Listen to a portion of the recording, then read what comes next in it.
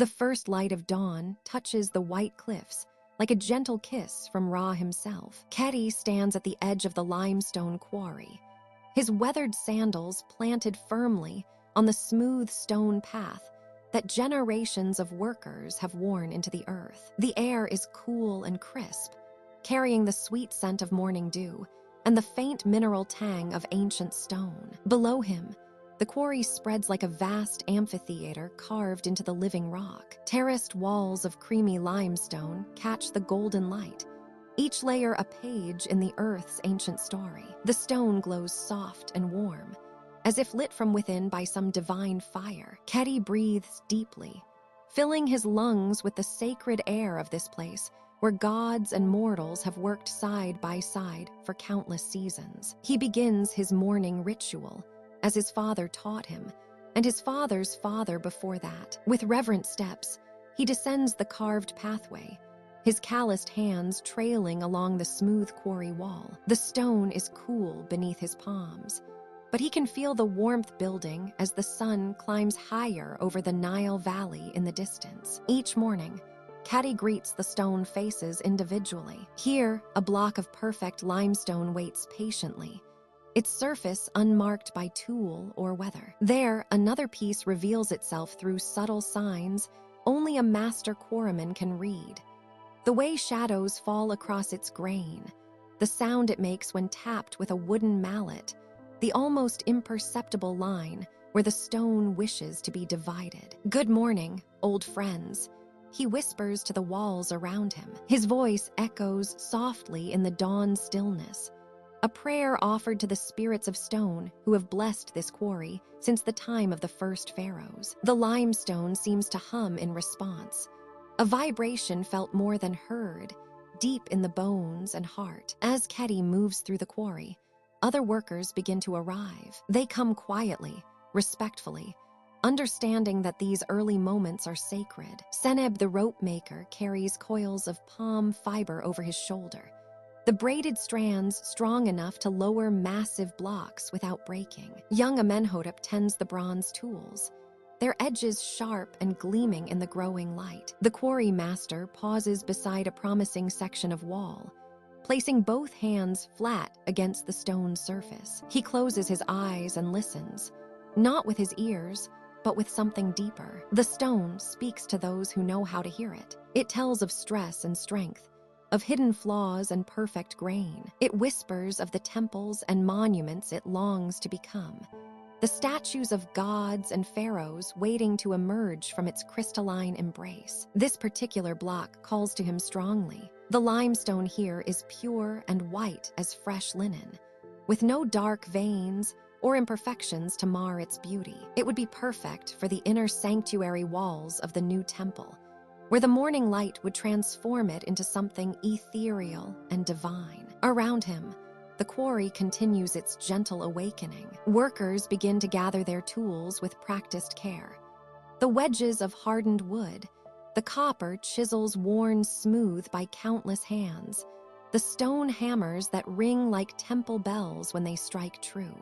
There is no hurry here, no harsh commands or urgent deadlines. The stone has waited millions of years to serve the gods. It can wait a little longer to be freed with proper reverence. The sun climbs higher, painting the quarry walls in shifting patterns of gold and shadow. Birds call from the tamarisk trees that grow along the quarry's edge, their songs mixing with the soft conversations of the workers and the gentle scrape of tools being prepared for the day's work. Kedi runs his hand one final time along the chosen block, feeling for the natural lines where the stone will part most willingly. He nods to himself, satisfied. Today, this ancient limestone will begin its journey from the heart of the earth to its destined place in a sacred temple, where priests will burn incense before its surface and Pharaoh himself might rest his royal hand upon its cool perfection. The morning ritual complete,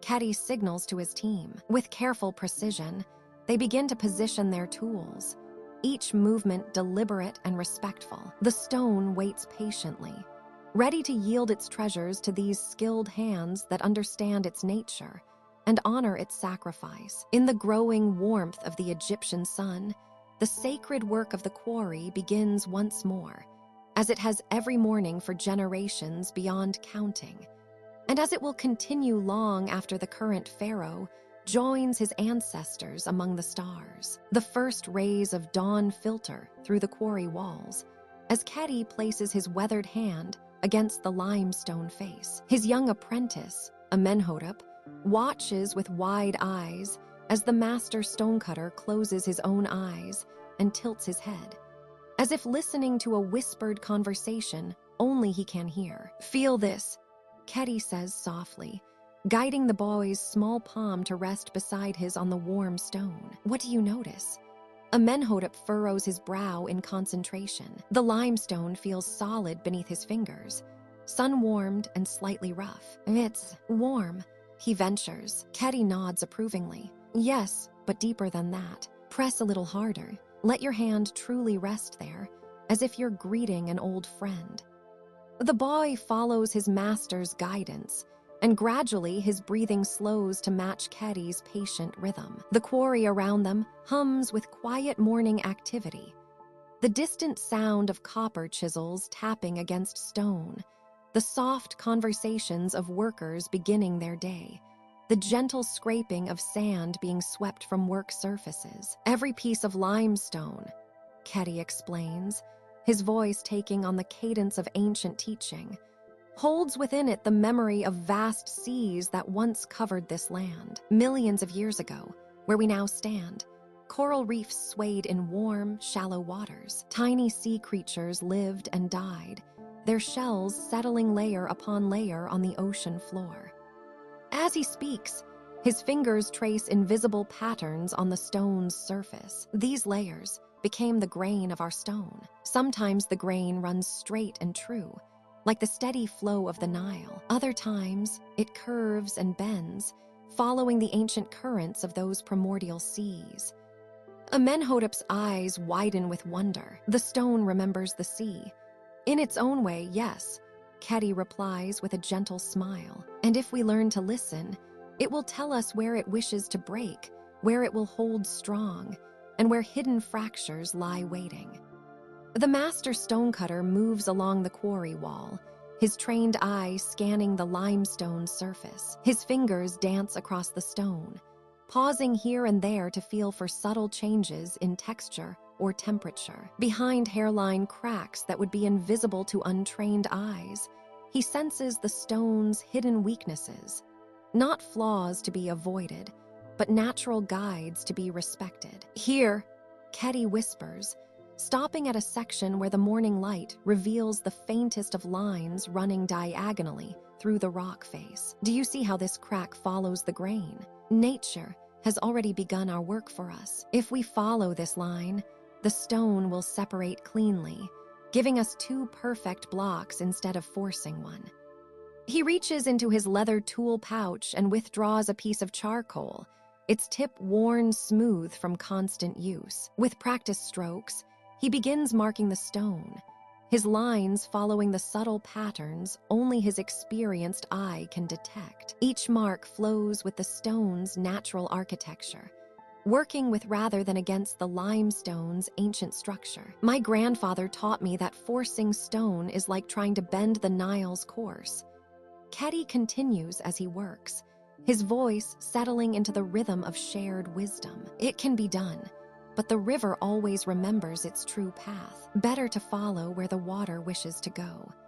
The charcoal leaves soft black lines that seem to illuminate the stone's hidden geometry. Where others might see only uniform rock, Kedi's marks reveal the natural divisions, boundaries drawn by time itself, written in layers of compressed sea creatures and crystallized ancient waters. Amenhotep watches in fascination as the seemingly solid wall transforms under his master's guidance into a map of potential. Each marked line tells a story of how the stone wishes to be shaped, where it will yield gracefully, and where it will hold firm. "The stones speak to those who take time to listen," Kedi says, stepping back to admire his markings. "They tell us of patience, how slowly and steadily they were formed. They teach us about pressure, how great force, applied gradually, creates strength rather than destruction. And they remind us that all things are connected,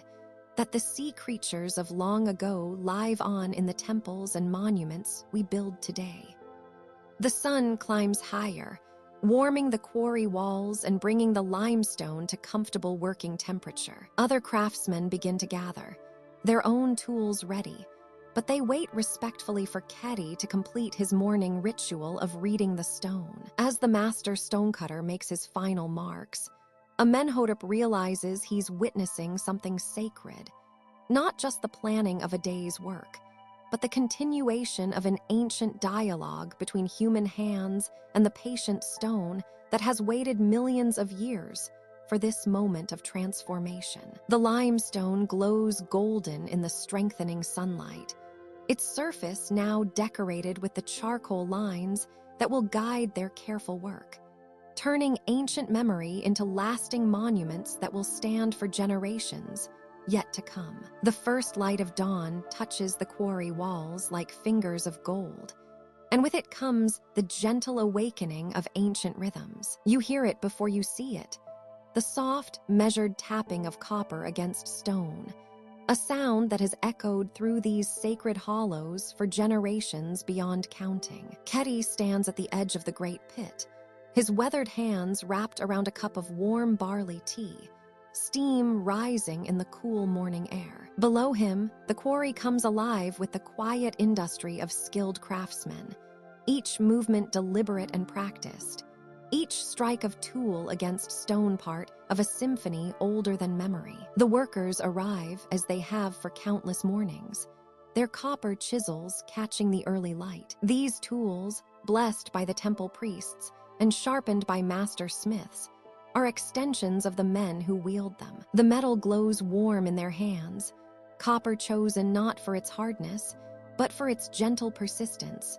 The way it can coax stone apart without violence, the way it whispers rather than shouts. Listen now to the rhythm that begins. Tap, tap, tap, 3 quick strikes, then a pause. The sound carries across the quarry like a heartbeat, steady and sure. Another worker joins in, his rhythm slightly offset, creating a gentle counterpoint. Then another, and another, until the entire quarry pulses with the soft percussion of copper meeting limestone. It is a sound as soothing as rainfall, as constant as breathing. Each tap precisely placed, each pause allowing the stone to respond, to reveal its hidden grain, its willingness to split along ancient lines of weakness that have waited patiently in the dark for someone skilled enough to find them. Keddy descends the carved steps cut into the quarry wall, his bare feet finding purchase on stone worn smooth by countless footsteps. The workers nod their greetings without breaking rhythm,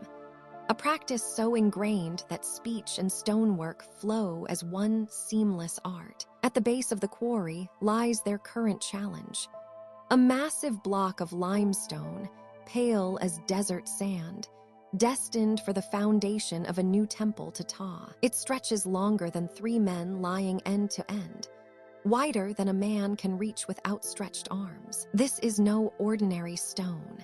Its grain runs true and deep, perfect for bearing the weight of sacred walls that will stand for millennia. The master quarryman, Amenhotep, has spent days studying this block, running his hands along its surface, listening to the sound his knuckles make when tapped against different sections. He has found the line, that invisible seam where the limestone will consent to divide, where patience and skill can achieve what force never could. Now begins the most delicate work. Along the predetermined line, workers use their copper chisels to create a series of small, precise holes. Each hole is carved with infinite care, no wider than a finger, no deeper than necessary. The sound changes here, the bright tap of metal on surface giving way to the muffled percussion of tools working into the stone's heart. The rhythm slows now, becomes more contemplative. Tap, tap, tap. Long pauses between strikes allow the limestone to release its stress, to adjust to the new spaces being carved within it. Dust motes dance in the shafts of sunlight that penetrate the quarry, turning the air golden and warm. Into each hole, wooden wedges are placed. Dry acacia wood, hard and patient. But the true magic comes with the water. Clay vessels, carried carefully by young apprentices, hold the Nile's gift. Drop by precious drop, water finds its way to the wooden wedges, beginning the ancient alchemy of expansion. The sound changes again as wood swells with moisture. A soft creaking, barely audible above the continuing rhythm of copper chisels working other sections of stone. This is nature's own percussion, the sound of wood growing fat with water, pressing outward with irresistible gentleness against limestone walls. Keddy moves among his workers like a conductor among musicians, listening to the subtleties of sound that tell him how the work progresses. Here, a chisel strikes a softer vein, and the tone drops. There, a wedge creaks as it finds purchase against resistant stone. Each sound has meaning for those who know how to listen. The sun climbs higher, but the rhythm never falters. This is meditation in motion, prayer made manifest in the patient working of stone. The quarrymen understand something that those who work in haste never learn: that stone has its own time, its own willingness to yield, and that the greatest strength comes not from forcing,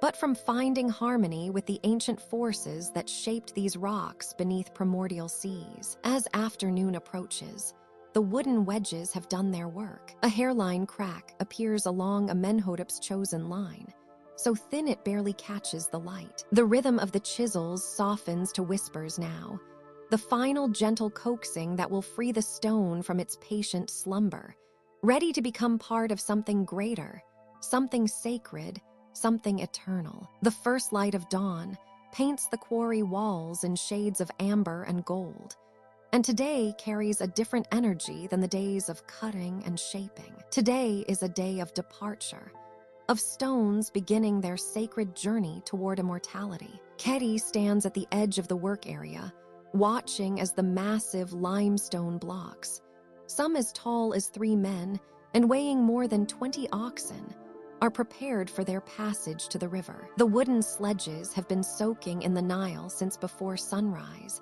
their timber swollen with water to prevent cracking under the immense weight they will soon bear. Craftsmen move methodically around each sledge, checking every rope, every wooden roller, every copper fitting that will help ease the block's journey across the desert sand toward the waiting barges. You can hear the soft splash of water as workers pour it continuously along the sand path, creating a slick surface that will allow the sledges to glide rather than grind. The technique is ancient, passed down through generations of builders who understood that even stone must be treated with reverence during its transformation from raw earth to sacred monument. The first block, a perfect rectangular giant that Keddy selected 4 months ago for its flawless grain and warm honey color, is slowly winched onto its sledge. The ropes creak with tension as dozens of men coordinate their movements with practiced precision. No words are needed, only the quiet grunts of effort and the whispered instructions of the work leaders guide this delicate dance of human and stone. As the block settles into place, secured with thick hemp ropes that crisscross its surface like a gentle embrace, the hauling crew takes their positions. 30 men line up along the towing ropes, their hands finding familiar positions on the woven hemp. These are not just laborers, they are singers, chosen as much for their voices as for their strength. The work song begins low and rhythmic, a melody that seems to emerge from the earth itself. Heave and rest, stone of eternity. Heave and rest, gift to the gods. The words are ancient, their meaning worn smooth by centuries of repetition, but their power remains undimmed. The song synchronizes breath, heartbeat, and muscle, transforming individual effort into collective purpose. Slowly, majestically, the sledge begins to move. The massive stone block, which seemed immovably rooted to the earth just moments ago, glides across the wetted sand with surprising grace. The workers' song rises and falls with their breathing, creating a rhythm that seems to match the very pulse of the Nile itself. Still hidden beyond the dunes, but calling to these stones like a mother calls to her children. Keddy walks alongside the moving block, his weathered hand occasionally touching its surface. This particular piece of limestone spoke to him months ago, when it was still part of the living quarry wall. He had run his fingers along its surface, feeling for the telltale signs of density and durability that would make it worthy of the pharaoh's eternal dwelling. Now, watching it begin its journey, he feels a mixture of pride and gentle melancholy, the satisfaction of work well done tinged with the poignancy of farewell. The procession moves at the speed of reverence, perhaps 100 paces every few minutes. There is no hurry in this work.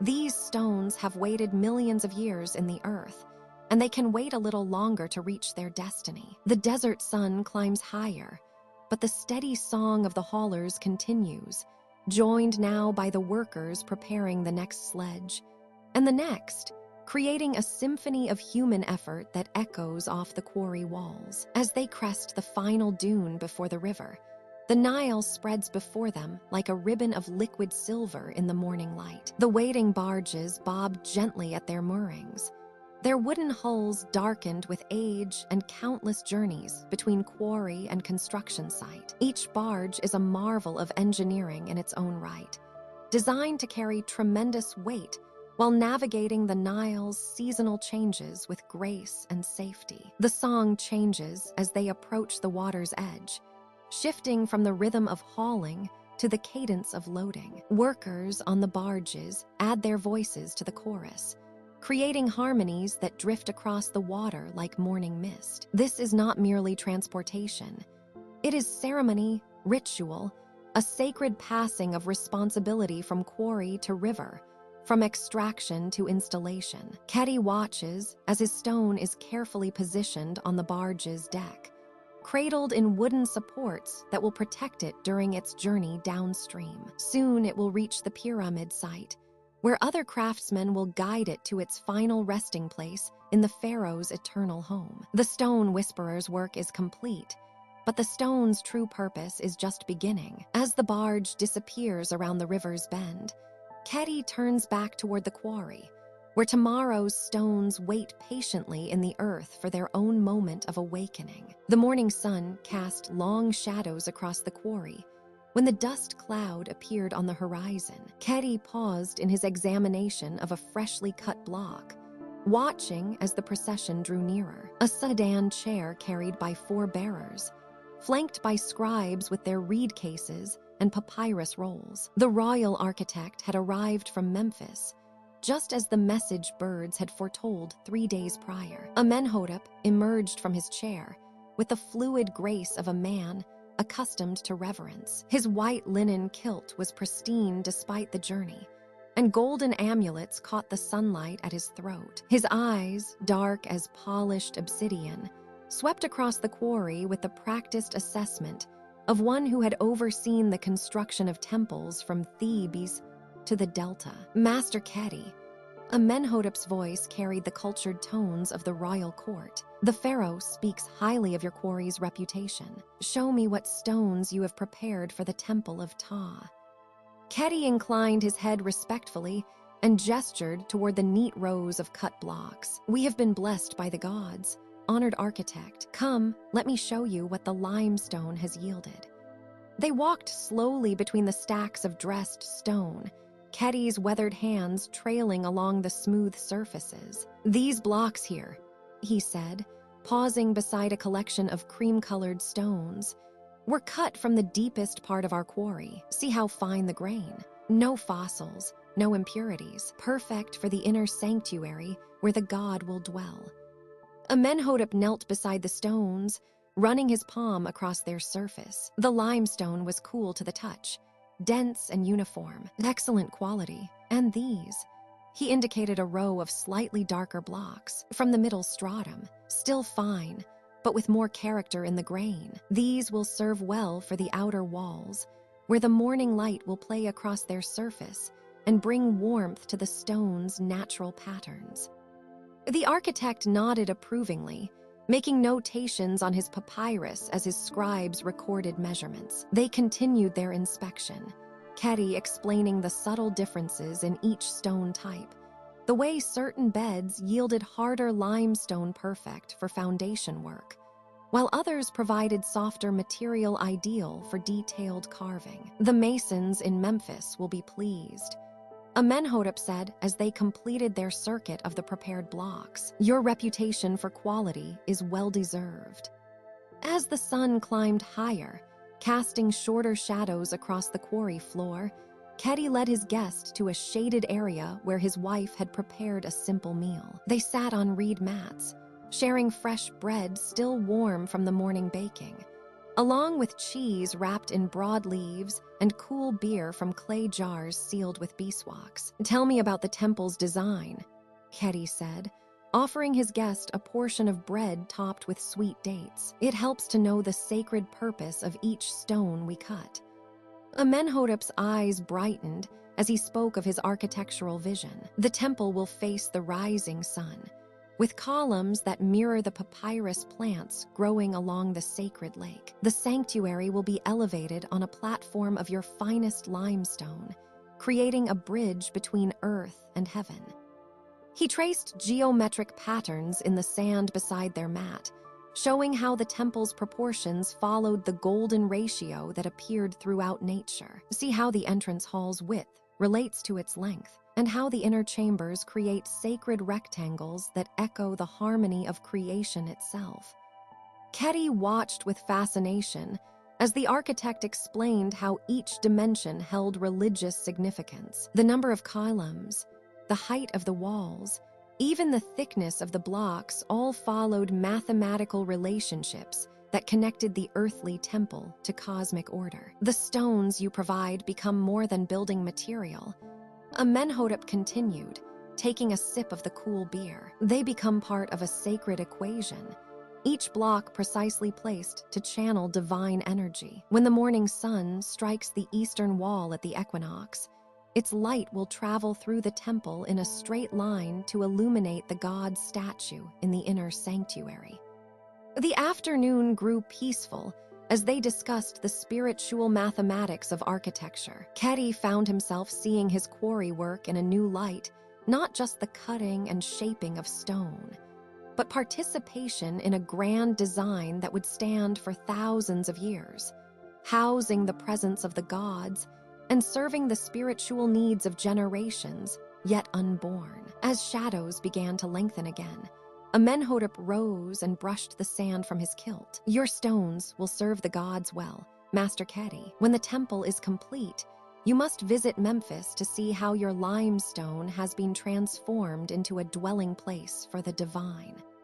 The royal party prepared for their departure, leaving behind specific instructions for the remaining blocks needed. Ketty stood watching as the sedan chair disappeared into the desert haze, feeling a deep satisfaction in his craft and its sacred purpose. The sun climbs to its highest throne in the azure Egyptian sky, casting the quarry in brilliant white light that seems to shimmer and dance across the limestone walls. The heat rises in gentle waves from the carved stone, creating a dreamy haze that softens the edges of this ancient workspace. It is midday now, and the rhythm of hammers and chisels gradually fades as the workers of Pharaoh's quarry lay down their tools and seek the blessed coolness of shade. You follow Ketty as he moves slowly toward the eastern wall, where generations of stone workers have carved deep alcoves into the living rock. These shadowed sanctuaries, hewn from the very stone they harvest, provide refuge from Ra's burning gaze. The limestone here is smooth and cool to the touch, worn by countless hands and backs that have found rest against its surface through the decades. The master stone whisperer settles himself against the carved wall with the careful movements of one who has labored long in service of the gods. His weathered hands brush limestone, dust from his simple linen tunic, as his apprentices gather around him, in a gentle semicircle. Their faces, young and eager, turn toward their teacher with the reverence due to one who holds the sacred knowledge of stone. From leather pouches, the workers produce their midday sustenance. Flat barley bread, still warm from the morning baking, emerges alongside clay vessels filled with cool water drawn from the blessed Nile. Dried fish and dates complete the simple feast, foods that nourish both body and spirit under the watchful eyes of the ancient gods. The quarry settles into profound stillness, as if the very stones themselves pause to rest and remember. In this moment of peace, you can hear the eternal sounds that have blessed this place since the time of the first pharaohs. The distant murmur of the great Nile reaches your ears, that life-giving river flowing northward as it has for countless generations, carrying the hopes and dreams of Egypt toward the delta and the sea beyond. Above, the haunting calls of sacred ibis birds drift through the heated air. These elegant creatures, with their curved beaks and snow-white plumage, glide on invisible currents high above the quarry floor. The ancient Egyptians revere these birds as symbols of Thoth, god of wisdom and writing, and their presence seems to bless this moment of rest with divine approval.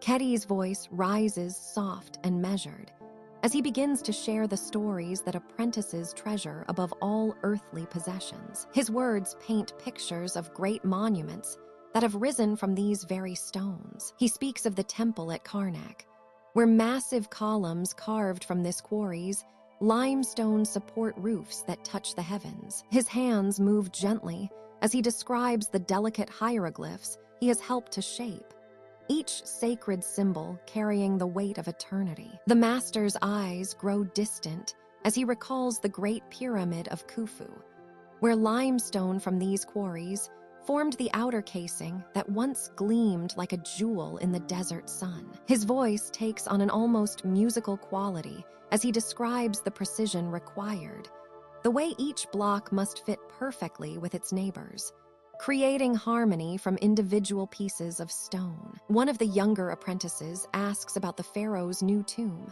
and Keti nods thoughtfully. He speaks of chambers yet to be carved, of walls that will bear the sacred texts to guide the god-king through the afterlife. The limestone here, he explains, is perfect for such work, soft enough to carve with precision, yet strong enough to last through the ages. As he speaks, you notice how the shadows have deepened in the alcove, providing even greater relief from the sun's intensity. Other groups of workers rest in similar refuges carved into the quarry walls, their quiet conversations creating a gentle murmur that mingles with the distant sound of the river and the occasional call of birds overhead. The peace of this moment seems to stretch toward eternity. Here, in the heart of ancient Egypt, surrounded by stone that will outlive empires, time moves differently. The urgency of daily tasks fades, replaced by an awareness of the great continuity that connects past and future through the patient work of human hands guided by divine wisdom. Water vessels are passed from worker to worker, the precious liquid cool and sweet on parched lips. The bread is broken and shared with the generosity that marks the Egyptian spirit, each person ensuring that his neighbor has enough before taking his own portion. Soon, the shadows will begin to lengthen, and the afternoon's work will call them back to their sacred labor. But for now, in this moment of perfect stillness, the quarry rests in harmony with the eternal rhythms of the Nile, the movement of birds across the endless sky, and the patient wisdom of limestone that has waited millions of years to serve the glory of the pharaohs. The stone whispers its ancient secrets to those who know how to listen, and in this peaceful interlude, its voice carries the promise of monuments yet to be born. The afternoon sun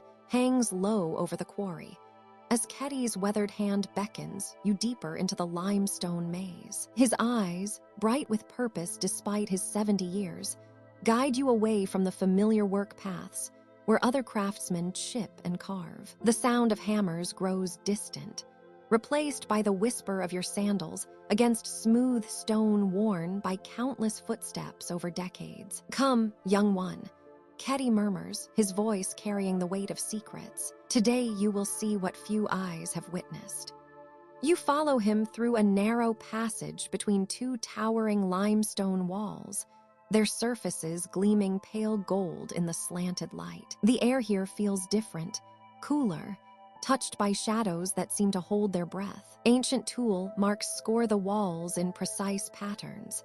Speaking of master craftsmen who worked these stones when Kedi was younger than you are now, the passage curves gently to the left, and suddenly Kedi stops before what appears to be solid rock. But as your eyes adjust, you notice the subtle outline of a doorway, so perfectly fitted that it seems to disappear into the limestone face. Kedi places his palm against a specific spot on the wall, pressing with practiced certainty. A section of stone shifts inward with barely a whisper, revealing darkness beyond. "My workshop," he says simply, stepping into the hidden chamber. "My sanctuary." You follow, and the change takes your breath away. Oil lamps flicker to life as Kedi lights them one by one, their golden flames dancing across walls lined with shelves carved directly from the living rock. Each shelf holds treasures that make your heart race. Stone samples of every imaginable hue and texture, tools polished to perfection, and scrolls tied with reed cords that must contain decades of accumulated wisdom. The chamber extends further back than you initially realized, its ceiling rising into shadows where the lamplight cannot reach. The air smells of limestone dust and aged papyrus, with the faint sweetness of the oils used to preserve precious tools. Water trickles somewhere in the depths, a natural spring that has been carefully channeled to flow through carved channels along the walls. Kedi moves with reverent slowness to a central table hewn from a single block of granite. Upon its surface rest samples of limestone, unlike any you have seen, some pure white as fresh linen, others bearing veins of gold and amber that seem to glow with inner fire. His fingers trace each piece, with the tenderness of a father touching a sleeping child's face. "These stones," he whispers, "have waited in darkness for thousands of years, each one chosen for a purpose that only it could fulfill." He lifts a piece of cream-colored limestone, holding it toward the lamplight. The stone seems to drink the golden glow, transforming it into something softer, warmer. "This one came from the deep chambers, where the earth's heart kept it perfect and pure. I saved it for the inner sanctuary of a temple, where Pharaoh's prayers would touch its surface daily." His hands move to another sample, this one bearing subtle layers like the pages of an ancient book. "And this," he continues, "holds within it the memory of ancient seas. See how the light catches these bands? Each one marks a season when the waters rose and fell, leaving their gifts in the stone, perfect for columns that must bear great weight, for the layers give it strength that pure stone cannot match." You watch in fascination as Kedi moves from stone to stone, each one carefully labeled with hieroglyphs marking its origin, its intended purpose, its unique properties. Some pieces are no larger than your fist, while others require both his hands to lift. All have been shaped and polished with meticulous care, transformed from rough quarry blocks into geometric perfection. "The secret, my young friend," Kedi says, settling onto a low stool carved from the chamber floor itself, "is learning to hear what the stone wishes to become. Each piece has a voice, a purpose written in its very grain. The wise craftsman does not impose his will upon the limestone. He listens, he understands, and he helps the stone fulfill its destiny." The lamps cast dancing shadows across the walls as he continues to speak, his voice growing softer, more contemplative. You find yourself drawn into the rhythm of his words, the ancient wisdom flowing like the gentle spring water that whispers through the chamber's carefully carved channels. In this hidden sanctuary, surrounded by treasures gathered across 5 decades of devoted craft, you begin to understand that true mastery is not about conquering stone. but about becoming its trusted partner in the eternal dance of creation. The lamplight flickers peacefully against the limestone walls, and Caddy's gentle wisdom settles over you like the softest desert evening, carrying you deeper into the timeless mysteries of the ancient craft. The sun reaches its highest point above the quarry, casting short, sharp shadows that seem to carve themselves into the limestone walls. The heat shimmers in gentle waves across the ancient stone, creating an almost dreamlike quality to the afternoon air. Here, in this sacred space where pharaohs' monuments are born, the rhythms of learning continue as they have for countless generations. Keti stands at the center of a natural amphitheater carved into the limestone face, his weathered form silhouetted against the pale stone. Around him, a semicircle of young apprentices sits cross-legged on smooth blocks, their eyes fixed on their master's every movement. The afternoon light filters down through the quarry's opening, bathing everything in a warm, golden glow that seems to make the stone itself breathe with ancient life. Come closer, young ones. Keti's voice carries easily through the still air, warm and patient as honey flowing from a jar. Today, you will learn what the stone has been trying to tell you since your first day here. His hands rest gently on a partially cut block, fingers tracing invisible lines across its surface. Every piece of limestone holds secrets within its heart. Our task is not to force these secrets into the open, but to listen carefully and let them reveal themselves.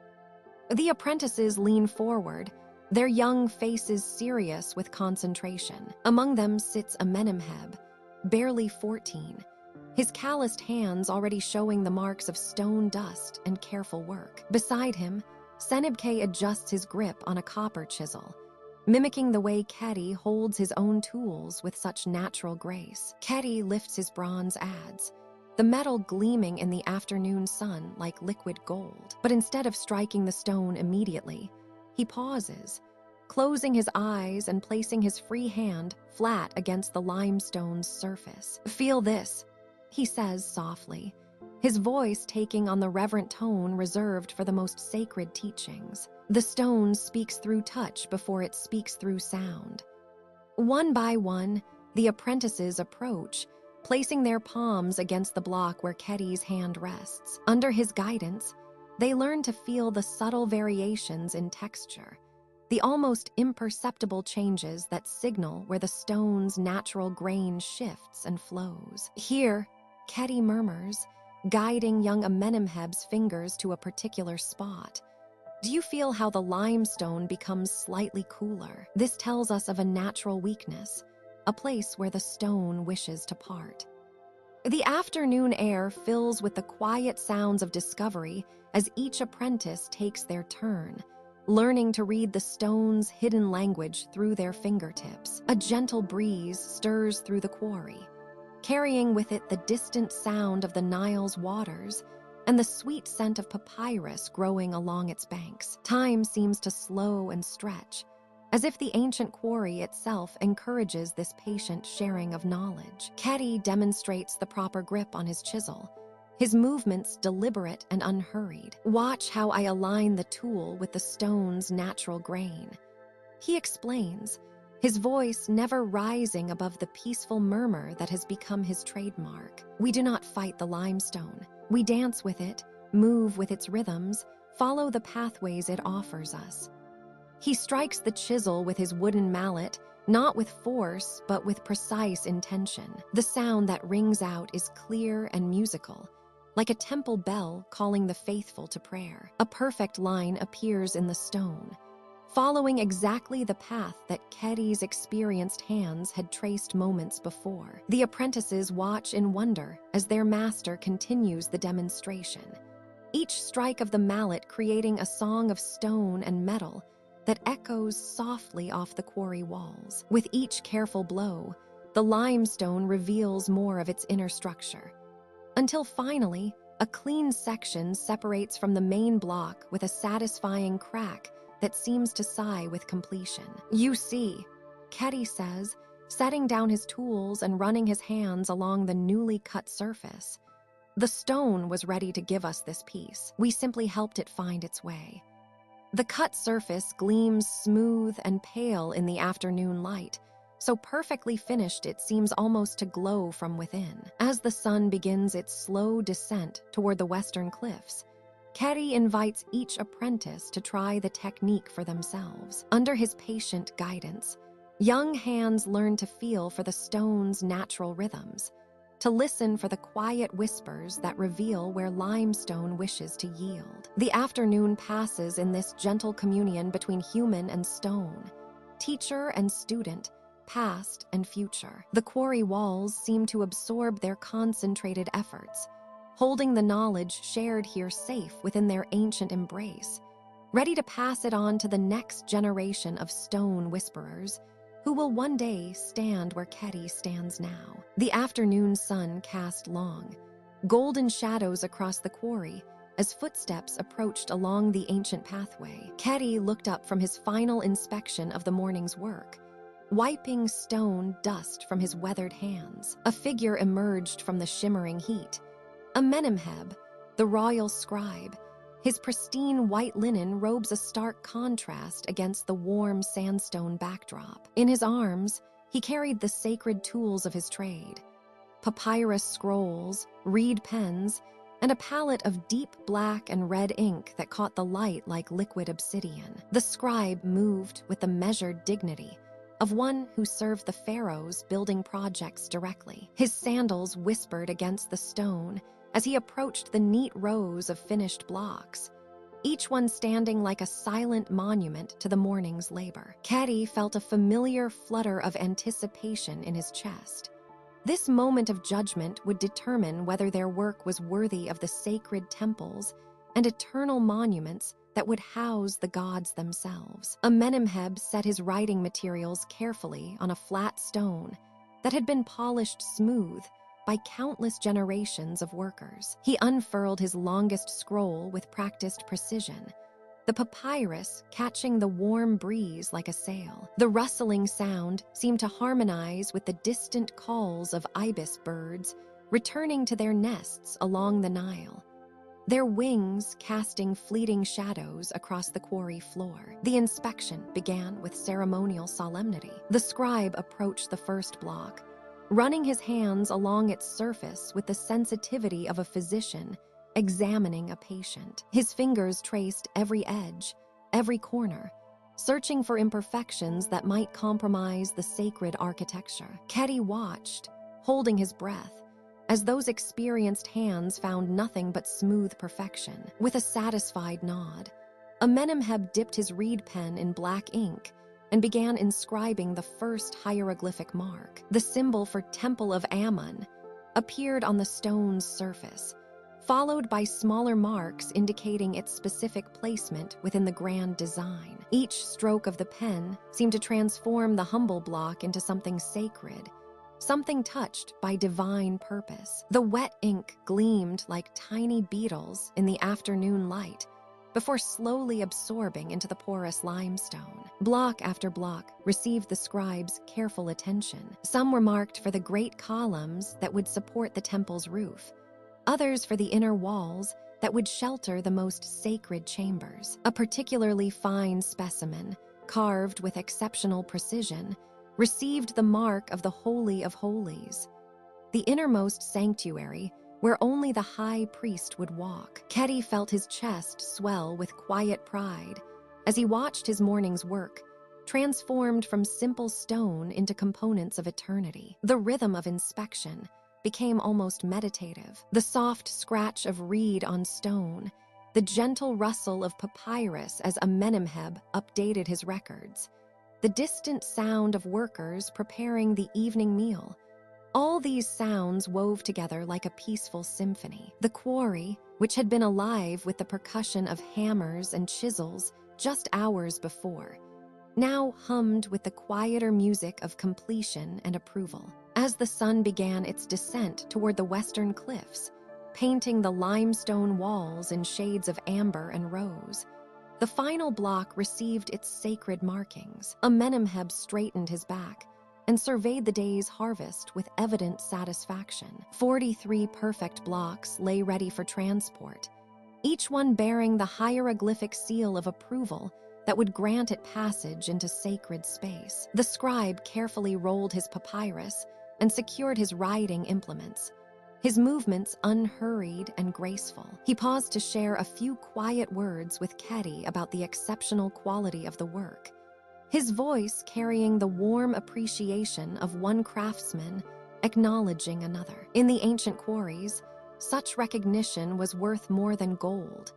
It was confirmation that their hands had been guided by the gods themselves. As Amenemheb departed along the same path that had brought him, his white robes gradually disappearing into the golden haze of evening, Ketty remained beside the approved blocks. The afternoon light revealed every subtle gradation in the stone's natural color, every perfect angle carved by skilled hands, every sacred symbol that would carry these humble pieces of earth into the realm of the eternal. The quarry settled into peaceful twilight, its daily purpose fulfilled. Tomorrow would bring new stone and new challenges, but tonight belonged to satisfaction, the deep contentment that comes from work well done and divine approval graciously received. In the growing dusk, the blessed blocks stood ready for their journey toward immortality, each one a silent testament to the sacred partnership between human skill and divine purpose. The morning sun filters through the quarry's limestone walls,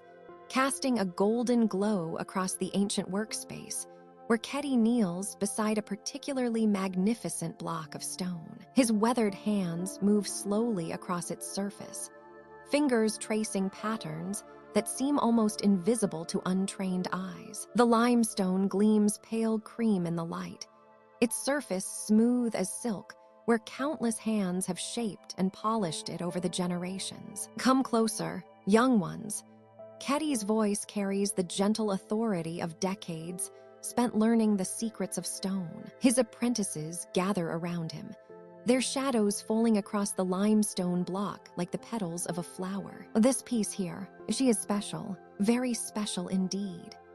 He points to what appears to be merely a subtle variation in color, a slight darkening in the stone's grain that spirals in delicate curves. But as the apprentices lean in, following his gaze, they begin to see what their master sees. There, embedded in the limestone's very heart, are the ghostly outlines of shells, tiny spirals no larger than a child's thumb, preserved for millions of years in perfect detail. These are ammonites, Ketty explains, his voice soft as a desert breeze, creatures that swam in ancient seas when all of Egypt lay beneath warm, shallow waters. Before the pyramids, before the pharaohs, before the first human ever walked along the Nile's banks, these little beings danced through oceans that covered our land.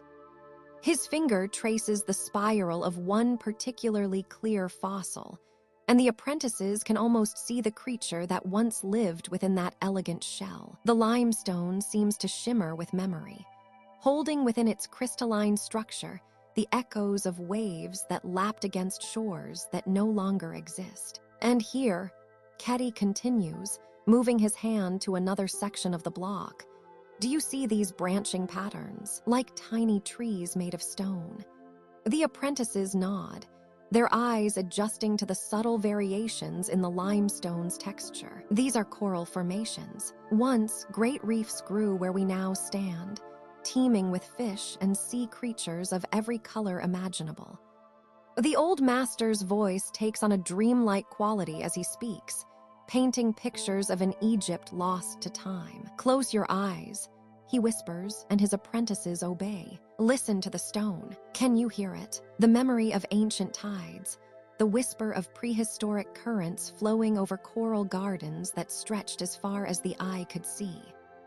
In the quiet of the quarry, with only the distant sound of workers' tools and the whisper of wind through the limestone walls, it almost seems possible to hear those ancient echoes. The stone beneath their fingers feels warm, alive with the accumulated wisdom of millions of years. Every block we cut, Ketty continues, his eyes still closed as he runs his palms across the limestone's surface.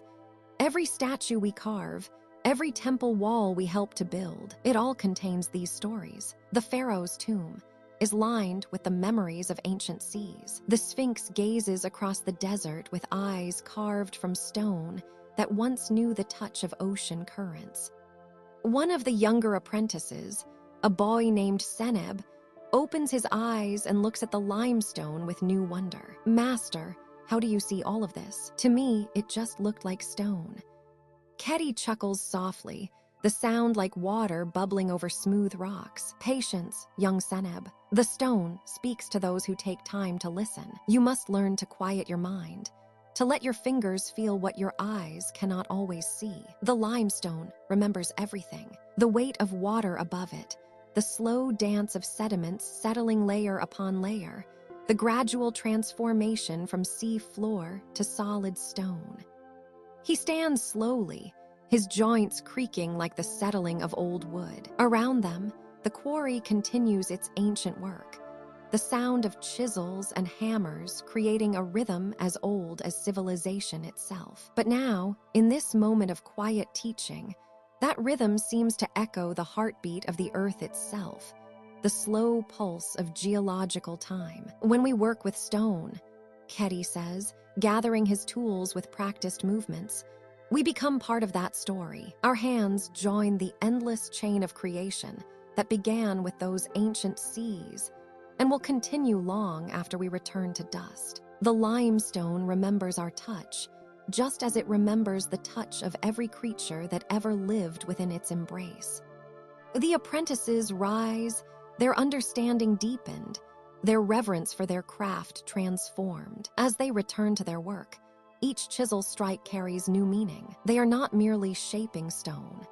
They are adding their chapter to an ancient book written in limestone and time, a story that began beneath prehistoric seas and continues in the skilled hands of Egypt's master craftsmen. The golden light of evening spreads across the quarry like honey poured from the god's own vessel. As shadows lengthen and the heat of Ra's chariot begins to fade, the rhythmic striking of copper against stone gradually slows, then falls silent. The day's work draws to its close, and now comes the most sacred of the quarry's daily rituals. Keti sets down his chisel with the same reverence he would show placing an offering before Ptah's altar. His weathered hands, still steady despite decades of stonework, reach into the leather pouch at his waist. From within, he draws forth a small vial of blessed oil, its surface catching the amber light like liquid starfire. This oil has been consecrated by the priests of Memphis, blessed under the full moon, and carried to every quarry along the great river. The other workers gather in a gentle circle, their own tools cradled in their arms like sleeping children. There is no haste now, no urgency. The stones have given their gift for this day. The copper tools have sung their ancient songs against the limestone. Now is the time for gratitude. "Great Ptah," Keti's voice rises soft and clear in the evening air. "Creator of all things crafted by hand, we thank you for guiding our tools this day." His fingers trace the edge of his copper chisel, feeling every tiny nick and wear mark that tells the story of honest labor. These faithful servants have not failed us. They have cut true and clean, as you taught our fathers' fathers to cut.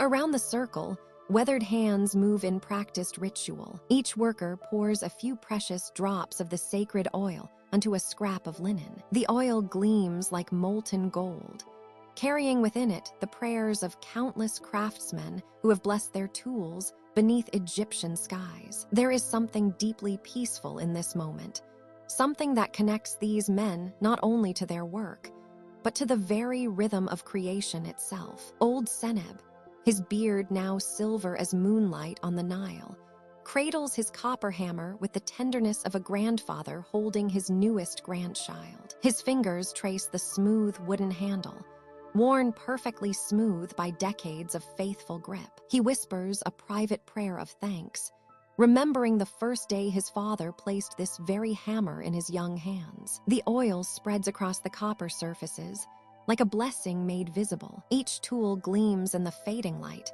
restored to beauty, renewed for tomorrow's sacred work. The metal seems to drink in the oil's protection, the way parched earth drinks the first drops of the flood season. These tools will rest tonight in their sacred chamber, watched over by the spirits of the quarry. As the blessing continues, a gentle breeze stirs the desert air, carrying with it the sweet scent of lotus blossoms from distant temple pools. The workers breathe deeply of this evening peace, feeling the day's tensions dissolve like salt in water. Their backs may ache from bending over stone, their hands may be roughened by the copper's kiss, but their hearts are light with the satisfaction of work well done. Ketty moves slowly around the circle, his bare feet silent on the quarry floor. To each worker, he offers a few drops of the blessed oil, and to each he speaks a word of thanks. Your hands have been steady, your heart has been true. The simple words carry the weight of ancient tradition, the accumulated wisdom of generations who have shaped stone beneath the Egyptian sun. The sacred tool chamber waits in the quarry's heart, carved from living rock and blessed by priests when the first stone was cut from this place. Within its cool embrace, wooden racks hold each tool in its proper place. Chisels rest beside chisels, hammers with hammers, each one positioned according to size and purpose. This is no mere storage room, but a shrine to the craft itself. One by one, the blessed tools find their resting places. The copper gleams softly in the chamber's gentle darkness, like stars reflected in still water. Tomorrow they will wake to serve again, but for now they rest in sacred peace, dreaming perhaps of the stones they have shaped, the temples they have helped to build, the prayers that will echo through chambers cut by their faithful edges. As the last tool finds its place, Caddy speaks the closing words that have ended this ritual for countless generations. Rest well, faithful friends. Dream of straight cuts and true edges. Tomorrow we shall create beauty together once more. The chamber door closes with a whisper, sealing the tools in their blessed darkness. The evening blessing is complete, and peace settles over the quarry like a gentle hand on tired shoulders. The day's heat begins to fade as Caddy sets down his copper chisel, the familiar weight of it leaving a warm impression in his palm. Around him, the sacred quarry grows quiet as other workers pause in their ancient rhythm, all drawn by the same irresistible pull. The sun beginning its gentle descent toward the western cliffs of the Nile Valley. The limestone walls that surround them seem to exhale the warmth they've gathered throughout the day. Each carved surface tells its own story, marked by countless hands that have shaped these stones for pharaohs and gods alike. Caddy runs his weathered fingers along a section he's been working on all afternoon, feeling the smooth progress where rough stone has gradually given way to the precise angles that will someday support a temple pillar. Above them, the sky begins its transformation from the brilliant blue of midday to something softer, more forgiving. The first hints of gold appear at the horizon, painting the distant cliffs in hues that seem to emerge from within the rock itself. It's as if the stones are remembering their own ancient birth, when the earth was young and these very cliffs rose from primordial waters. A gentle breeze stirs across the quarry,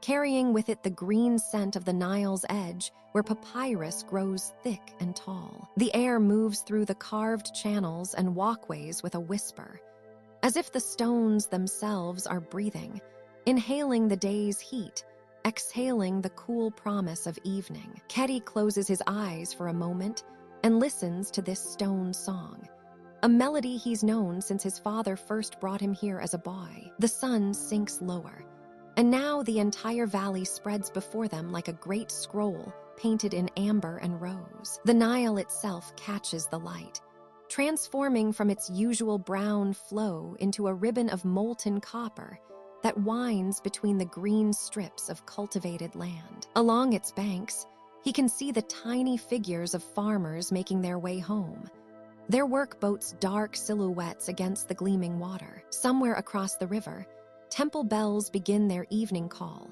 the bronze voices carrying clearly through the still air. The sound mingles with the gentle lapping of water against distant shores, and the soft rustle of palm fronds swaying in gardens he cannot see but knows are there, tended by careful hands, just as these stones are tended by his own. Keddy thinks of the block he finished yesterday, how it was loaded onto wooden rollers and guided down the ancient path toward the river. By now, it might already be floating toward its destiny, toward the great construction sites where master builders wait to fit it perfectly into place. He pictures it there, supporting vast roofs standing for centuries, maybe millennia, carrying within its crystalline structure this very sunset, this very moment of peace in the quarry. The other workers have grown equally quiet, each lost in their own contemplation. Old Amenhotep sits on a carved ledge,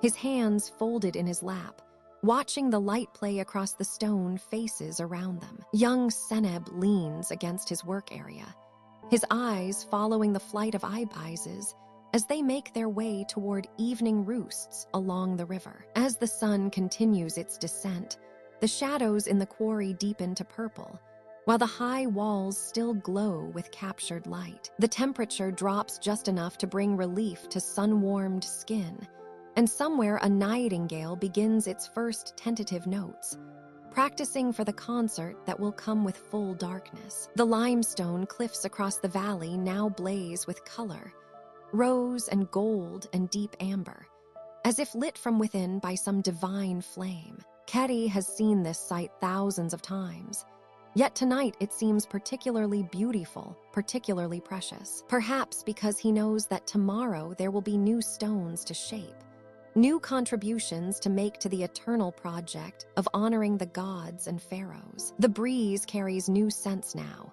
cooking fires from workers' quarters, the green smell of river reeds, and underneath it all, the clean mineral scent of fresh-cut stone. These are the perfumes of home, of purpose, of a life spent in service to something greater than oneself. As the sun finally touches the horizon, painting the whole world in shades of gold, Keddy picks up his tools and begins the familiar ritual of cleaning and arranging them for tomorrow's work. Around him, his companions do the same, their movements unhurried and peaceful. The sacred quarry settles into its evening rhythm, ready to rest until dawn brings another day of patient, purposeful creation. The temple bells continue their gentle calling across the water, and the first stars begin to appear in the deepening sky above the eternal stones. The sun has disappeared behind the western cliffs, painting the sky in soft purples and deep blues that gradually fade to black. The quarry, which buzzed with the gentle sounds of chisels and mallets throughout the day, now settles into the profound quiet of an Egyptian night. The limestone blocks stand like silent sentinels in the darkness, their carved surfaces catching the faint starlight that filters down from above. Keddy wraps his linen cloak closer around his shoulders as he begins his nightly vigil. In his weathered hands, he carries a small clay oil lamp, its flame dancing steadily in the still air. The warm golden light creates a small circle of comfort in the vast darkness of the quarry, casting long, gentle shadows that seem to breathe and move with each flicker of the flame. His bare feet know every stone of this path. For 20 years, Keddy has walked these same routes through the quarry at night, watching over the precious blocks that will one day become temples and monuments along the Nile. The limestone feels cool beneath his feet, still holding the memory of the day's warmth, but gradually releasing it to the desert air. As he moves between the towering stone blocks, Keddy's lamp illuminates the carved faces that emerge from the rock. Here, a pharaoh's serene expression gazes eternally forward. There, the gentle curves of a lotus flower bloom in stone. Each carving tells a story, and in the quiet of night, Keddy feels as though he can hear their whispered tales carried on the soft desert breeze. The quarry walls rise high around him, creating natural corridors and chambers where his footsteps echo softly. The sound is comforting, rather than lonely, a gentle reminder of his presence in this sacred space. Above, the stars shine with the brilliant clarity that only the desert sky can offer. Countless points of light reflecting off the polished surfaces of completed sculptures. From somewhere in the distance comes the haunting call of a night heron, its voice carrying across the water from the Nile. The sound drifts through the quarry like a lullaby, mixing with the soft whisper of wind through the carved channels and hollows in the stone. Kedi pauses to listen, smiling at this familiar companion of his nighttime rounds. His lamp catches the smooth surface of a nearly completed statue, the figure of a scribe, forever frozen in the act of recording the wisdom of the ages. The stone seems to glow with an inner warmth in the lamplight, and Kedi runs his free hand gently across its surface, feeling the incredible skill of the artisans who shaped it. The limestone is cool and smooth, like touching the surface of still water. As he continues his slow circuit, Kedi's thoughts drift to the generations of workers who have walked these paths before him. Night watchmen like himself, guardians of the quarry's treasures, each one adding their footsteps to the worn paths between the stones. He feels connected to them all, part of an unbroken chain of protectors stretching back through the centuries. The oil in his lamp burns with a steady, peaceful flame, casting dancing patterns on the quarry walls. Sometimes the shadows create new shapes: birds in flight, lotus blossoms opening, the gentle flow of the Nile itself. Kedi has learned to read these shadow stories over the years, finding comfort in their familiar dance. A gentle breeze stirs through the quarry, carrying with it the faint scent of the river and the night-blooming jasmine that grows in the workers' gardens. The air is soft and warm, wrapping around him like a comfortable blanket as he makes his way past sleeping blocks of stone that seem to breathe quietly in the darkness. Near the deepest part of the quarry, where the newest excavations reach down into the earth, Kedi pauses to listen to the profound silence. Here, the limestone walls seem to hold the very essence of time itself, compressed into layers that speak of millennia beyond counting. The flame of his lamp reflects off the smooth surfaces, creating a small universe of warm light in the embracing darkness. As the night deepens, Kedi finds his favorite resting spot, a natural ledge carved into the quarry wall, where he can sit and observe his domain. He sets his lamp carefully beside him and looks out over the forest of stone blocks and sculptures, their forms soft and mysterious in the gentle darkness. The night heron calls again from the river, its voice now joined by the distant murmur of water over stone and the soft rustling of palm fronds in the evening breeze. These are the sounds that will accompany Kedi through his vigil, a peaceful symphony that plays throughout the Egyptian night. Here in the quarry, surrounded by the eternal presence of stone and starlight, time moves differently. The hours pass like gentle waves, each one bringing its own quiet revelations as Kedi keeps his faithful watch over the treasures that sleep peacefully in the sacred darkness. The desert night wrapped around Kedi like a familiar embrace as he made his way deeper into the quarry's heart, where the ancient walls held secrets carved in stone. His weathered hands carried a small oil lamp, its flickering flame casting dancing shadows across the limestone surfaces that had become his life's work. The air was cool and still, carrying the faint scent of stone dust and the distant fragrance of night-blooming jasmine from the Nile Valley beyond. Here, in this sacred corner of the quarry, generations of workers had left their marks, not the rough scratches of idle moments, but carefully carved commemorations of the great works they had helped to build. Kedi approached the first cluster of hieroglyphs, his lamp illuminating the precise cuts made by skilled hands decades before his own birth. His fingers traced the outline of a pyramid, carved with loving detail into the quarry wall. Beneath it, hieroglyphs told the story of the Great Pyramid's construction, when his father's father had worked these same stones. The carving showed workers pulling massive blocks, their faces etched with determination and pride. Caddy could almost hear the ancient chants of the hauling crews, their voices echoing across the centuries. Moving along the wall, his lamp revealed another memorial, this one depicting the construction of a temple dedicated to Ra. Caddy remembered this project well, for it had consumed 3 years of his youth. He had been strong then, able to work from dawn until the stars appeared,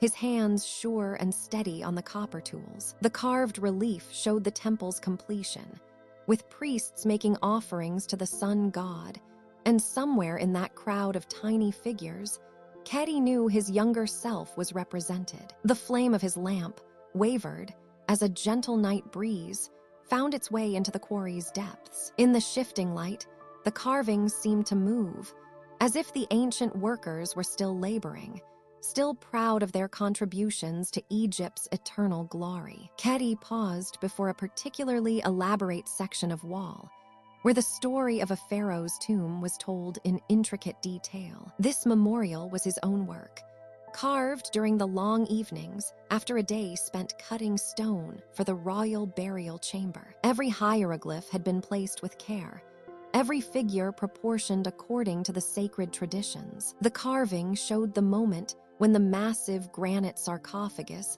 had finally been lowered into place, surrounded by treasures that would accompany the pharaoh into the afterlife. Caddy's eyes grew misty as he remembered that day. The satisfaction of seeing his stones he had coaxed from the quarry's embrace with patient skill, taking their place in something so magnificent, so enduring. The pharaoh would rest for eternity surrounded by the work of Caddy's hands, and that knowledge filled him with a deep, abiding contentment. Further along the wall, newer carvings caught the lamplight. These were the work of the current generation of quarrymen, commemorating recent projects. A temple to Isis, completed just 2 seasons past. A series of statues for a nobleman's tomb. Each carving represented months or years of labor, of careful selection of the perfect stone, of patient work under the desert sun. The hieroglyphs told stories not just of buildings,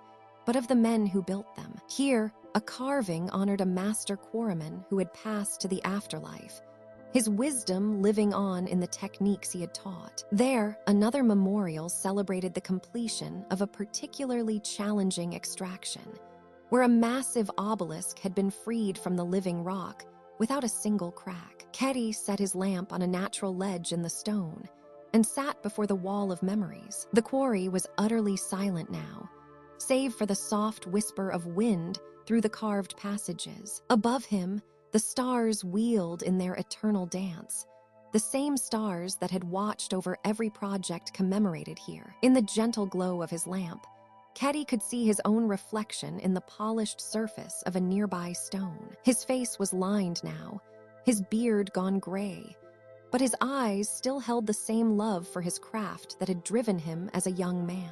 Tomorrow, he would begin work on new stones for a new temple, and perhaps, when that project was complete, there would be another memorial carved into these walls. The thought brought him peace. His work would continue, just as it had for his fathers and their fathers before them. The stones would endure, carrying forward the devotion and skill of generations of Egyptian craftsmen. In temples and tombs across the kingdom, his legacy lived on not in his name, for that was unimportant, but in the perfect fit of stone upon stone, in the smooth surfaces that would catch the light of Ra for countless years to come. Caddy closed his eyes and listened to the whispered stories of the stone, feeling the deep satisfaction of a life spent in service to something greater than himself. The night air flows through the quarry like a gentle river, carrying with it the whispered secrets of countless ages. Caddy settles himself against the smooth limestone wall, its surface still holding the faintest memory of the day's warmth beneath his weathered palms. Above him, the stars pierce the desert darkness like tiny points of silver fire, casting their ancient light across the sacred stones that have waited here since the dawn of time. In these hushed hours between midnight and dawn, when the world holds its breath and even the desert winds fall silent, Keddy has learned to listen, not with his ears alone, but with something deeper, something that reaches into the very heart of the stone itself. The limestone speaks to those who know how to hear it, sharing stories that began when the great waters first receded and left these treasures buried in the earth. He closes his eyes and lets his breathing slow, matching the rhythm of the quarry itself. There is a heartbeat here, steady and ancient, pulsing through the rock face like the slow circulation of life through an enormous, sleeping giant. The sound is barely perceptible, a whisper beneath whispers, but Keddy has spent so many nights here that it has become as familiar to him as his own pulse. The limestone shifts and settles with tiny, musical sounds, a symphony so subtle that it might be mistaken for silence by those who have not learned to listen. Each block, each carved surface, each delicate vein running through the stone adds its voice to this midnight chorus. There is the soft sigh of expansion and contraction as the rock responds to the cooling night air. There is the gentle creak of ancient pressures slowly releasing, stones finding their perfect balance after centuries of waiting. Keddy runs his fingertips along the wall beside him, feeling the smooth texture that generations of careful workers have revealed. The limestone is cool now, drinking in the night's embrace, but he can sense the warmth that sleeps within it, the golden light of countless Egyptian suns absorbed into its very essence over millennia. This stone has watched pharaohs rise and fall, has felt the footsteps of priests and artisans, has been shaped by hands guided by reverence and skill. In the distance, a night bird calls softly, its voice echoing off the quarry walls before fading into the vast silence of the desert. The sound seems to awaken something in the stones themselves, and Keddy hears the faintest response, a resonance that travels through the limestone like a message passed from one ancient friend to another. The rock remembers everything, he thinks, every tool that has touched it, every prayer spoken in its presence, every careful blow that has revealed its hidden beauty. The air moves differently here in the depths of the quarry, flowing in slow, predictable currents that have carved invisible paths through the stone chambers over countless years. Keddy feels this gentle circulation against his skin, cool and clean, carrying the scent of limestone dust and the faint, mineral sweetness of deep earth. It is the breath of the quarry itself, inhaling starlight and exhaling stories. As he sits in this profound stillness, Keddy begins to understand what the stone is telling him. It speaks of patience, of the slow transformation that comes with time and careful attention. It whispers of the pyramids that have risen from these very blocks, monuments that will stand long after the memory of their builders has faded into legend. The limestone knows its destiny, knows that it carries within itself the potential for greatness, for beauty, for eternal service to something larger than itself. The night deepens around him, and the quarry settles more completely into its midnight rest. The subtle sounds grow even softer,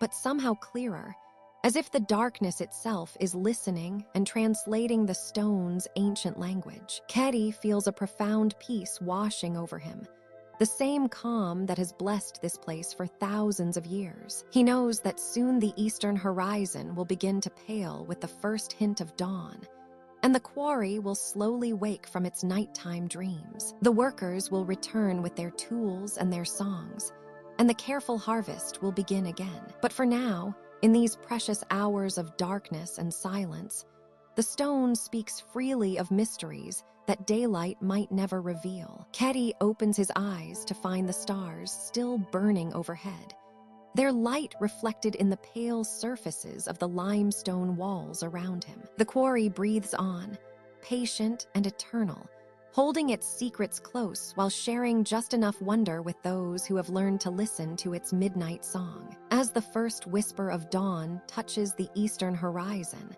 a gentle transformation begins to unfold across the sacred quarries of ancient Egypt. The darkness that has held the limestone cliffs in its cool embrace slowly retreats, like a silk veil being drawn away by invisible hands. Ketty sits in perfect stillness upon his worn stone seat, watching as the night gives way to the promise of another day. The air carries the faintest breath of warmth now, a subtle shift that speaks of the sun's approach. In the distance, a lone bird calls across the desert, its voice echoing softly between the carved walls of stone. The sound seems to awaken something ancient within the quarry itself, as if the very limestone is stirring from its peaceful slumber. High above, the morning star begins to fade against the gradually lightening sky. Venus, the bright herald of dawn, grows pale as she completes her nightly watch over the sacred workings. Ketty nods to her in silent acknowledgement,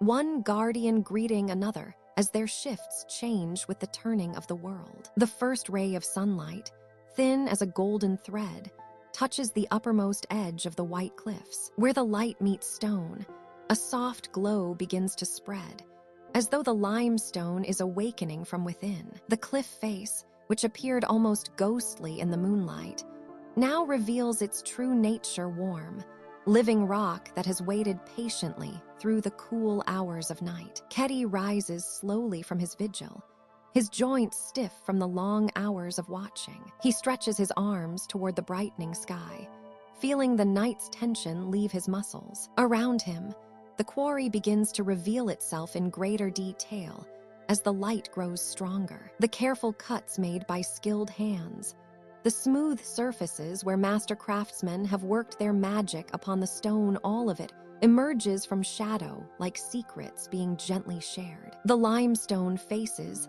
seem to turn toward the rising sun, their carved surfaces catching and holding the growing light. Each block bears the subtle marks of its creation, the patient work of chisels and wooden wedges that freed the stone from its ancient bed. In the increasing illumination, these marks become a kind of writing, telling the story of human hands working in harmony with the gifts of the earth. A gentle breeze stirs through the quarry, carrying with it the scent of warming stone and the distant promise of the Nile's life-giving waters. The wind moves through the carved passages and chambers like a soft song, creating whispers and sighs that seem to emerge from the very heart of the limestone itself. It is as though the stone is breathing, drawing in the fresh morning air and releasing the cool breath of night. Ketty walks slowly along the familiar paths, his sandaled feet making soft sounds against the stone dust. He pauses at each working face,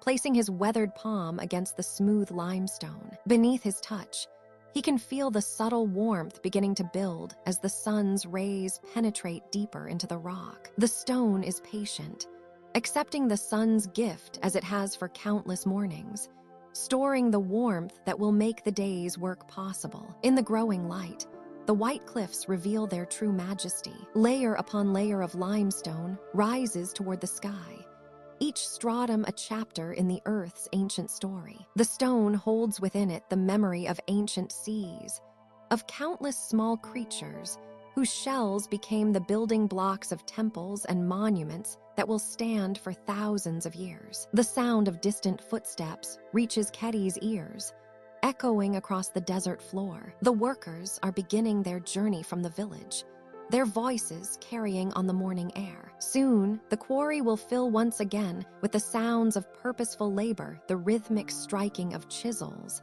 the careful positioning of wooden wedges, the satisfied grunt of men working stone that yields to their patient efforts. But for now, in these final moments of solitude, Ketty stands witness to the quarry's peaceful awakening. The morning star has disappeared completely now, her duty done until the next dawn. The sun climbs higher, its rays reaching deeper into the carved spaces, warming the stone and preparing it for another day of transformation. As the golden light spreads across the white limestone faces, illuminating every subtle curve and carefully crafted edge, Ketty knows that his night's vigil is complete. The sacred quarries have passed safely through the hours of darkness, watched over and protected, ready now to yield their treasures for another day. The stone has awakened with the dawn, And all is as it should be in this ancient place, where earth and human hands work together in eternal harmony. The morning sun filters through the stone dust that dances perpetually in the quarry air, casting golden veins across the limestone walls where Keddy stands with his 3 apprentices. His weathered hands rest upon a measuring rod of polished cedar, its surface worn smooth by countless fingers that have traced its sacred markings over the generations. The rod bears the ancient cubit measurements, each notch carved with the precision that separates the divine from the merely mortal. Come closer, young ones.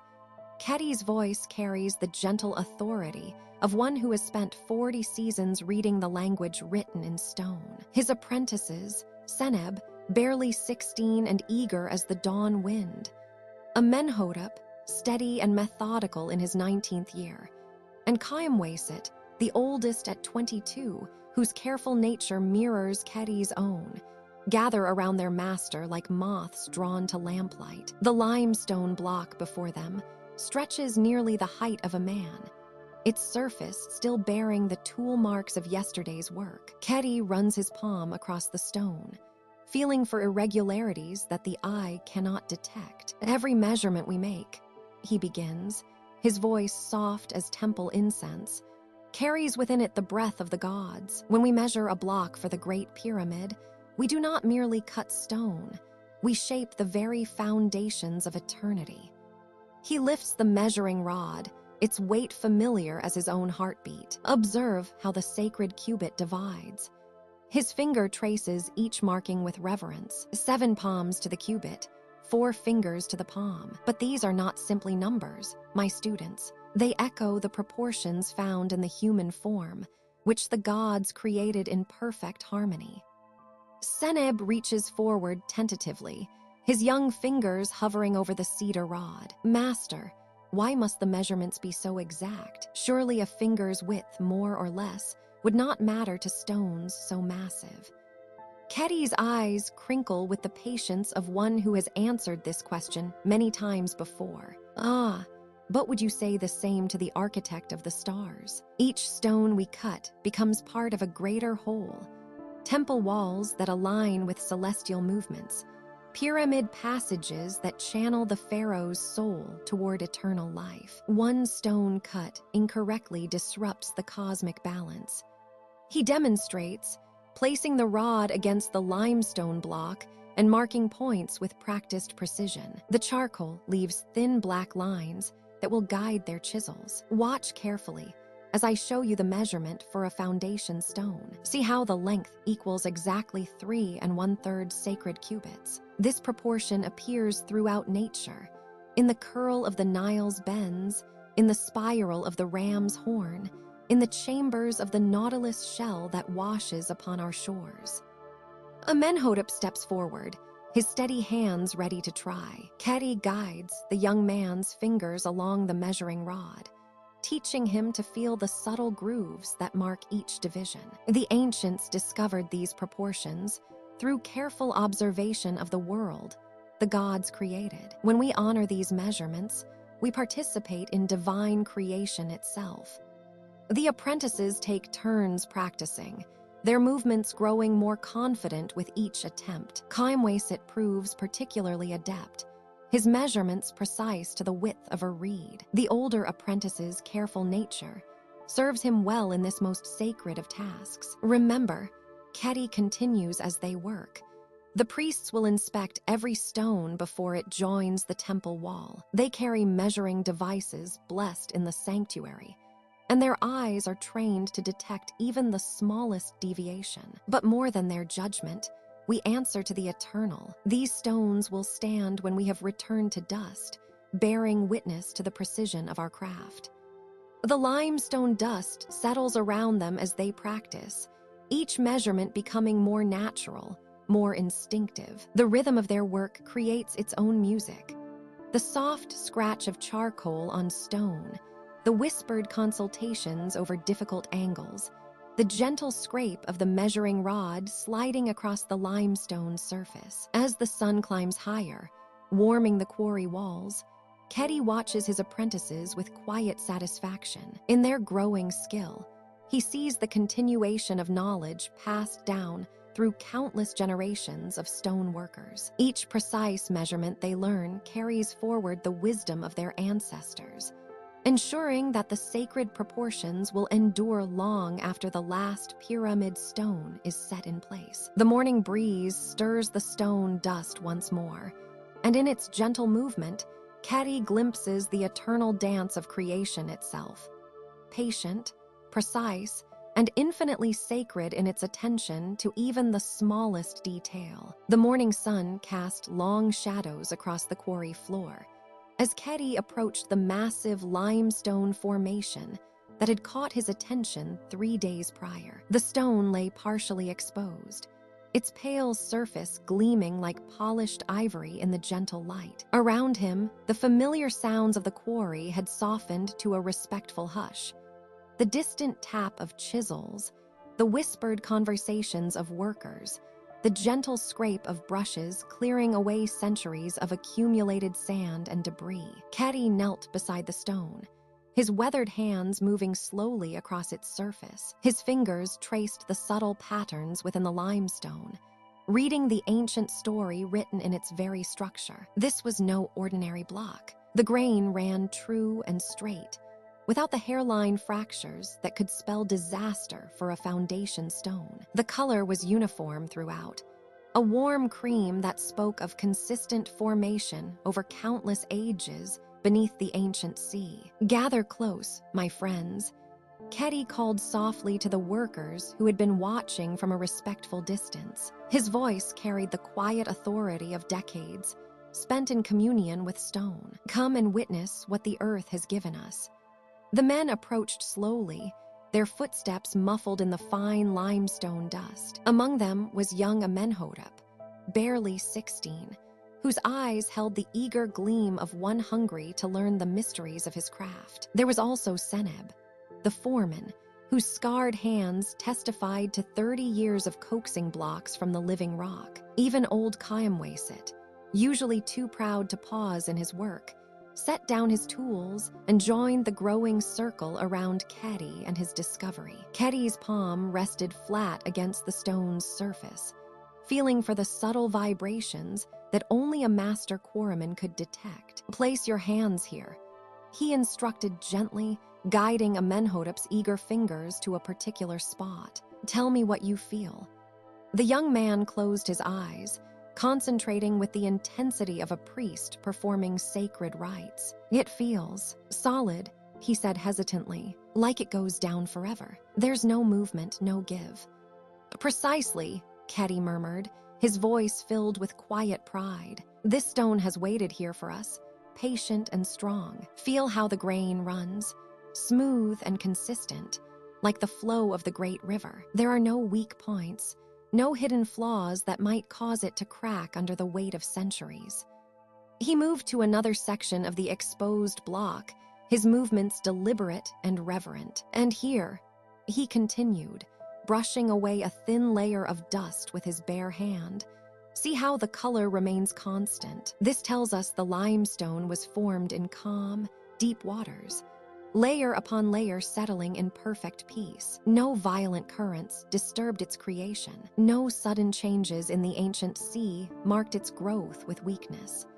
The workers pressed closer, their eyes following Kedi's every gesture. In the growing warmth of the morning sun, the limestone seemed to glow with inner light, as if the stone itself understood the importance of this moment. "This block," Kedi said, his voice dropping to almost a whisper, "will become the foundation stone of the new temple to Ptah. Upon this single piece of stone will rest the entire sacred structure. The massive columns, the towering walls, the roof that will shelter priests and pilgrims for generations yet to come, all will depend upon the strength we witness here today." Seneb stepped forward, his experienced eye measuring the block's dimensions. "It must weigh as much as 30 oxen," he observed with admiration. "More," Kedi replied, running his hand along what they could see of the stone's edge. "But weight is not our concern. What matters is the spirit within the stone, its willingness to bear responsibility, its commitment to endurance. This limestone has already proven itself by surviving in perfect condition for countless ages. It will not fail us now. The quarry had grown even quieter around them, as if the very walls were listening to Ketty's words. A gentle breeze stirred the palm fronds of distant trees, and somewhere in the depths of the workings, water dripped steadily into a collecting pool. Ketty stood slowly, his joints protesting after the long examination. He looked around at the faces surrounding him, young and old, all united in their reverence for the craft and the sacred purpose of their work. "Tomorrow," he announced, "we begin the ceremony of extraction. We will work slowly, with prayers and offerings, honoring both the stone and its destined purpose. For we are not merely cutting rock. We are preparing the very foundation upon which the gods will dwell among us." As the workers began to disperse, each man carrying within him the weight of tomorrow's responsibility, Ketty remained beside the great stone. His hand rested once more upon its surface, and in the gathering warmth of the day, he offered a silent prayer of gratitude to the earth that had kept this treasure safe, waiting for the moment when human hands would guide it to its eternal purpose. The morning sun casts long shadows across the quarry when you first notice the procession approaching from the east. White linen robes flutter gently in the desert breeze as a group of temple priests makes their way down the well-worn path toward your workplace. Their shaved heads gleam in the early light, and the soft chanting of prayers drifts across the stone-filled valley like a sacred melody. Ketty pauses in his examination of a freshly cut limestone block, his weathered hands still resting on the smooth surface. The other workers gradually set down their tools, drawn by the ethereal sound of the approaching ceremony. There is something deeply calming about the sight of these holy men, their movements deliberate and graceful as they navigate the rocky terrain with practiced ease. The lead priest carries a small bronze brazier, thin wisps of frankincense smoke curling upward toward the cloudless sky. Behind him, younger acolytes bear vessels of sacred Nile water, their surfaces catching and reflecting the golden morning light. The rhythmic sound of their sandals on stone creates a gentle percussion that harmonizes with their quiet prayers. As the procession enters the quarry proper, the priests spread out among the great stone blocks that await transport. Each priest approaches a different section, their movements synchronized as if choreographed by the gods themselves. They begin the ancient blessing, ritual sprinkling drops of holy water onto the limestone surfaces, while murmuring invocations in the old language. The eldest priest, his face lined with years of devoted service, approaches the largest block, the one destined for the pharaoh's eternal resting place. He places both palms flat against the stone, closing his eyes as he offers a silent prayer. When he speaks, his voice carries clearly across the quarry, rich with reverence and authority. "Great Ptah, master of craftsmen and creator of all things beautiful," he intones, "we ask your blessing upon these sacred stones. May they stand firm for eternity, bearing witness to the glory of our divine Pharaoh. Grant strength to the hands that shape them and wisdom to those who guide their placement."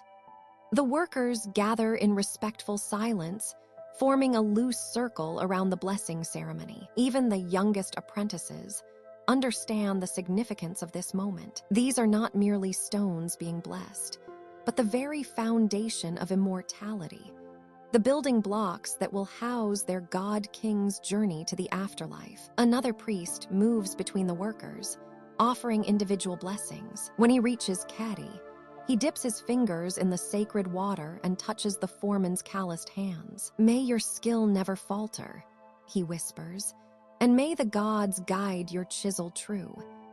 Ketty bows his head in gratitude, feeling the weight of divine approval settle upon his shoulders like a comfortable cloak. The ceremony continues as incense smoke weaves between the towering stone blocks, carrying prayers skyward. Each priest moves with unhurried purpose, blessing tools and thanking the quarry itself for yielding its treasures. They pour libations of beer and honey into the earth, offerings to appease the spirits of the stone and ensure continued cooperation from the living rock. The youngest acolyte produces a papyrus scroll, unrolling it carefully to reveal hieroglyphic prayers written in precise, beautiful script. His clear voice rises and falls in the ancient cadences, calling upon Khnum the Creator, Thoth the Wise, and mighty Ra to watch over this sacred work. The familiar words wash over the assembled workers like a gentle tide,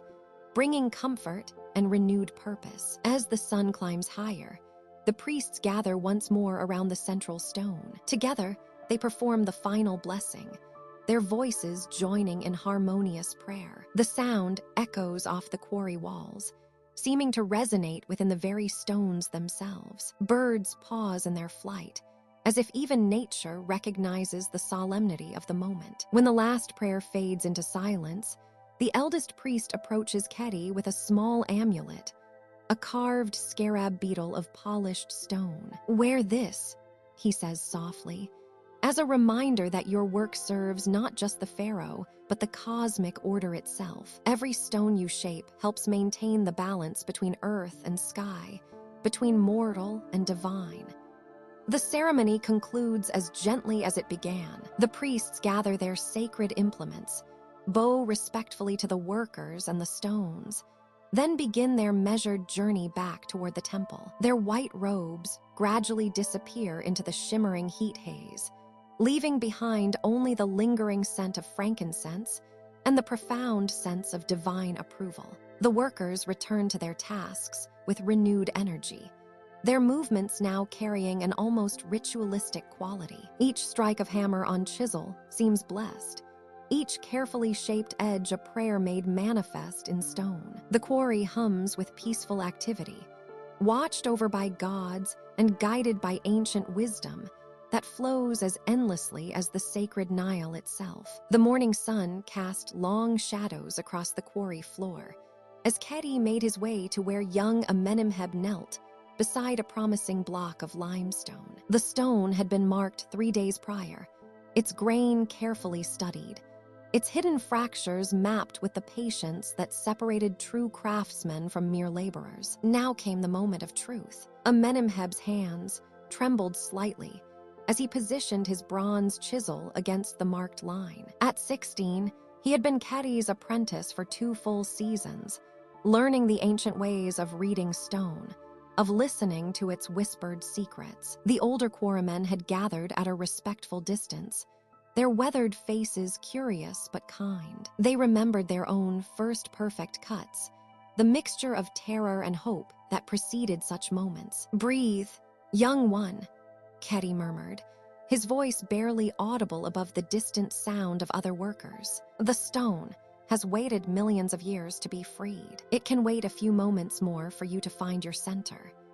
The apprentice closed his eyes, feeling the cool morning air fill his lungs. Around them, the quarry held its breath. Even the sacred ibises that normally called from their perches among the rocks seemed to sense the importance of this moment. Amenemheb opened his eyes and studied the limestone once more, seeing not just rock, but the potential within a perfect block that would one day support a temple wall, bearing prayers toward the heavens. His first tap was gentle, almost apologetic. The chisel sang against the stone, with a pure, clear note that made Keti nod in approval. This was how it began, not with force, but with conversation. The stone responded with a hairline crack that followed the grain exactly as they had hoped. "Good," Keti whispered. "Now listen to what it tells you."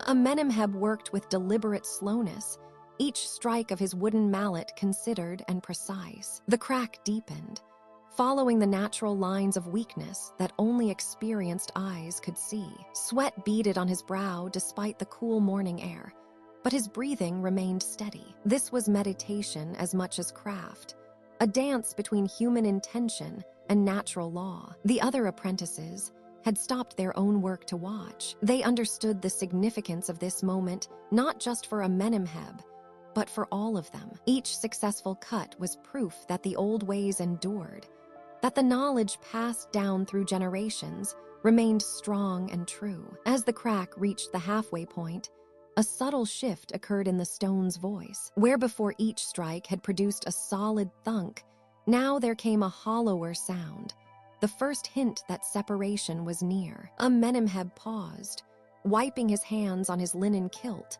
and looked to his master for guidance. Kedi stepped closer, running his calloused fingers along the emerging fracture. "Feel here," he said, guiding the young man's hand to a particular spot. "The stone grows eager now. It wants to part, but we must not rush. The final cuts are the most important."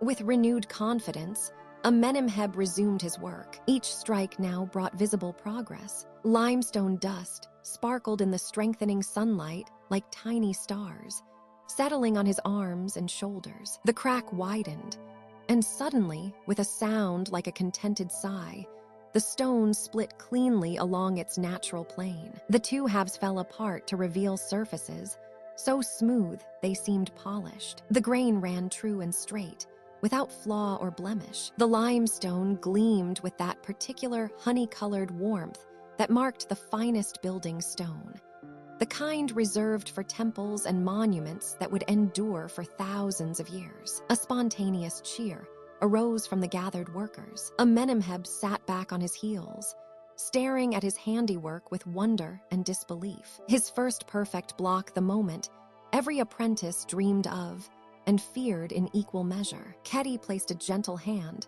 on the young man's shoulder. "The stone accepted your touch," he said, his voice thick with pride. "It recognized the respect in your hands, the patience in your heart. This is how we honor the ancient covenant between quarrymen and stone." Around them, the quarry resumed its patient rhythm. Other chisels rang against rock. Other voices called out measurements and directions. But for this moment, master and apprentice stood together in quiet celebration of craft mastered and tradition preserved. The limestone block caught the morning light, its surface glowing like captured sunlight. Soon it would make its journey down the Nile to Memphis, where skilled masons would shape it into its final form. But here in the quarry, in the hands of a boy becoming a man, it had already fulfilled its first sacred purpose, the passing of knowledge from one generation to the next, as eternal and enduring as the stone itself. The morning sun cast long shadows across the quarry when the messenger arrived, his sandals dusty from the long journey north from Memphis. Kedi watched from his favorite perch on the limestone ledge as the young man approached, a leather satchel bouncing against his hip with each step. The rhythmic sound of chisels against stone continued in the background, a familiar percussion that had become the heartbeat of Kedi's world. "Master Kedi," the messenger called, his voice carrying across the quarry floor. "I bring word from the capital, from the architects and builders who work with your stone." Kedi rose slowly, his weathered hands brushing limestone dust from his simple linen tunic. At 70 years, his movements were deliberate but steady, each step a testament to decades spent navigating the uneven surfaces of the quarry. The messenger waited respectfully as Kedi made his way down the carved steps that generations of workers had worn smooth. "Welcome, young one," Kedi said, accepting the rolled papyrus scrolls with reverent hands. The papyrus felt warm from the sun, its surface smooth and carefully prepared. He could smell the faint aroma of ink and reed pens, the scholarly sense of Memphis scriptoriums where learned men recorded the empire's great works. Together, they found shade beneath a canvas awning, where water jars stood cooling in the morning breeze. Kedi's apprentices gathered at a respectful distance. Their own work paused as they sensed the importance of this moment. The old master unrolled the first scroll with careful precision, his eyes scanning the neat hieroglyphics that danced across the papyrus like tiny birds frozen in flight. "The Temple of Ptah proceeds well," Kedi read aloud, his voice filled with quiet pride. "The foundation stones quarried from the sacred beds of Kedi's domain have proven true and strong. Each block fits perfectly with its brothers, creating walls that will stand for eternity. He paused, allowing the words to settle in his heart like seeds in fertile soil. The second scroll brought news of the Great Pyramid rising at Dashur, its limestone courses climbing steadily toward the heavens. The stones sing in harmony, the architect had written, each one calling to its neighbors until the entire structure hums with the music of perfect construction. Keddy closed his eyes, imagining the magnificent sight of his quarry's children standing proudly in their eternal formation. As he read, Keddy could picture each stone's journey from the quarry to its final resting place. He remembered the careful selection process, running his hands over potential blocks, listening for the subtle variations in tone that would indicate strength or weakness. He recalled the precise cuts, the gentle coaxing of stone from stone, the patient process of shaping each piece to fulfill its destined purpose. Master, ventured his youngest apprentice, how does it feel to know that your stones will outlive us all? Keddy looked up from the scrolls, his eyes reflecting the wisdom of decades spent in partnership with stone. Each block carries something of our spirit with it, he said softly. When we work with respect and patience, when we listen to what the stone tells us, we become part of something greater than ourselves. These letters confirm what my heart already knew, that our work here serves purposes beyond our understanding. The messenger shared stories from his travels, describing the wonder in people's faces as they gazed upon temples and monuments built with stone from this very quarry. He spoke of priests who blessed the walls, of pilgrims who traveled great distances to touch stones that had been shaped with such care and reverence. As the afternoon shadows lengthened, Keddy rolled the scrolls carefully and tucked them into his personal collection. These written records would join the papyri that chronicled decades of quarry work, creating a library of stone and purpose that would guide future generations. The messenger departed with the evening breeze, carrying with him a small piece of perfectly carved limestone, a gift from Keddy to the architects in Memphis, a token of the quarry's continuing dedication to excellence. As his figure disappeared into the twilight, Keddy returned to his ledge overlooking the quarry. The work songs of his craftsmen drifted upward like incense, mixing with the eternal whisper of wind through stone. In that moment, Keddy felt the profound satisfaction that comes from a life well lived, from work that serves purposes greater than the individual. His stones would indeed outlive him, carrying forward the legacy of patience, skill, and reverence that he had spent a lifetime cultivating. The stars began to appear in the darkening sky, and Keddy knew that somewhere across Egypt, his stones stood guard in temples and tombs, silent witnesses to the enduring power of craftsmanship guided by wisdom and love. The morning light filters down into the depths of the quarry, painting the limestone walls in shades of gold and cream. Keddy moves slowly along the terraced pathways, his weathered hands trailing against the carved surfaces that rise like giant steps toward the desert above. Each level tells its own story,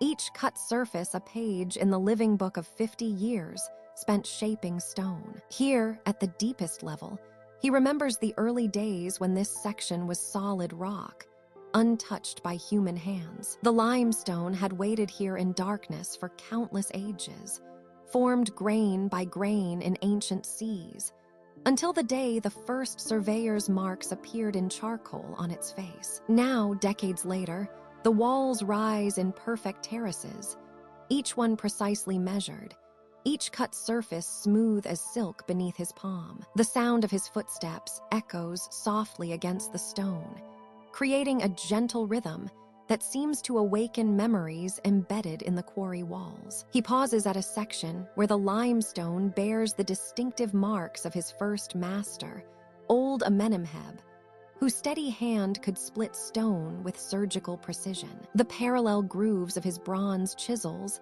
still mark the surface, as clear as if they were made yesterday rather than 40 years past. Keddy runs his fingers along these ancient tool marks, feeling the rhythm of their creation. He can almost hear the steady tap, tap, tap of hammer on chisel, the way a menimheb would work in measured beats, like a drummer keeping time for the gods. Each strike had been calculated, each cut planned with the wisdom of decades. The old master's blocks had gone to build the outer courts of Karnak, where they still stand today, holding up columns that reach toward heaven. Moving deeper into the quarry, he finds the section where blocks were cut for the great obelisk at Luxor. The extraction points are still visible, perfect rectangles carved into the living rock where massive stones once nestled like giant jewels in their matrix. The precision required to remove such blocks without a single crack had taken years to master. Each cut had to follow the natural grain of the stone,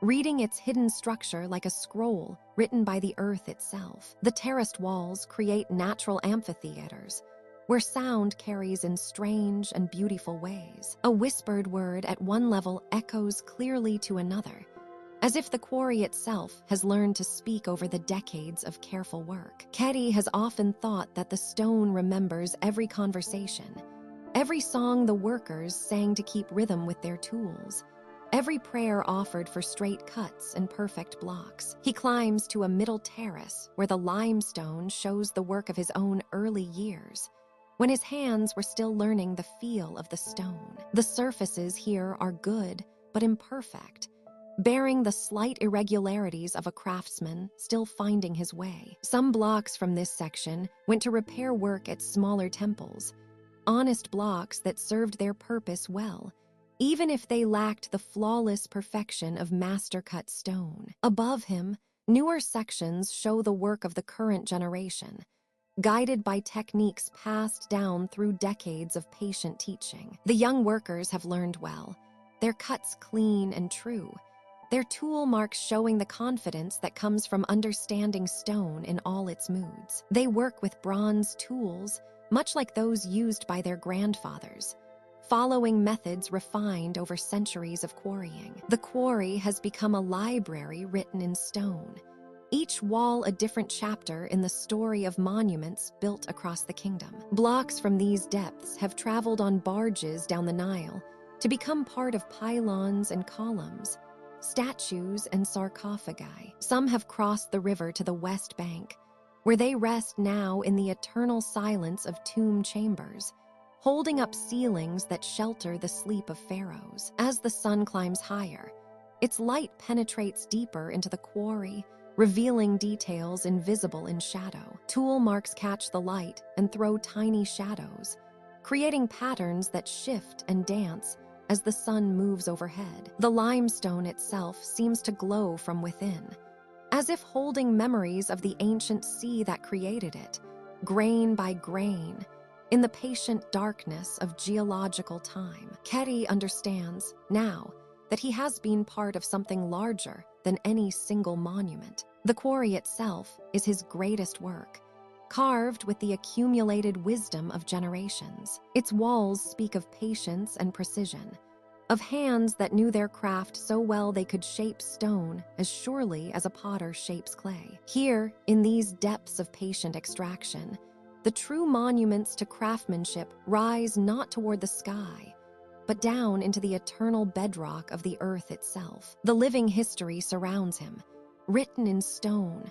whispered in echoes, preserved in the careful cuts that will outlast kingdoms and pharaohs alike. The pre-dawn air in the sacred quarry carries a different quality this morning, thick with anticipation and the weight of ancient ceremony. Kedi stands at the edge of the limestone terraces, his weathered hands running across the surface of a massive block that catches the first pale rays of sunlight filtering through the canyon walls. His fingers trace patterns only he can read, stories written in stone millions of years before the first pharaoh ever dreamed of pyramids. Behind him, the sound of sandaled feet approaches with reverent quietness. Amenhotep, his most devoted apprentice for 7 long years, moves with the measured grace of someone who has learned to listen to stone as others listen to music. The young man's dark eyes reflect the growing dawn light, and there is something different in his bearing today.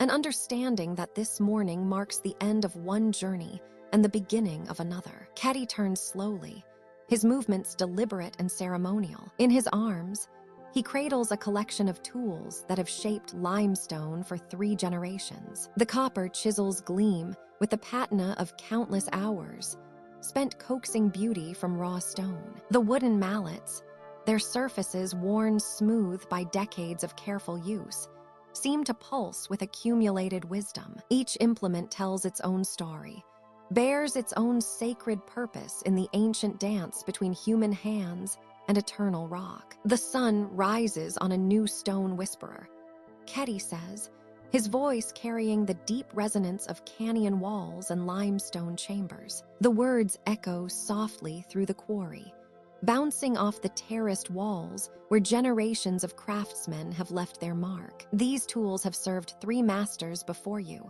Amenhotep. Today, they choose their 4th.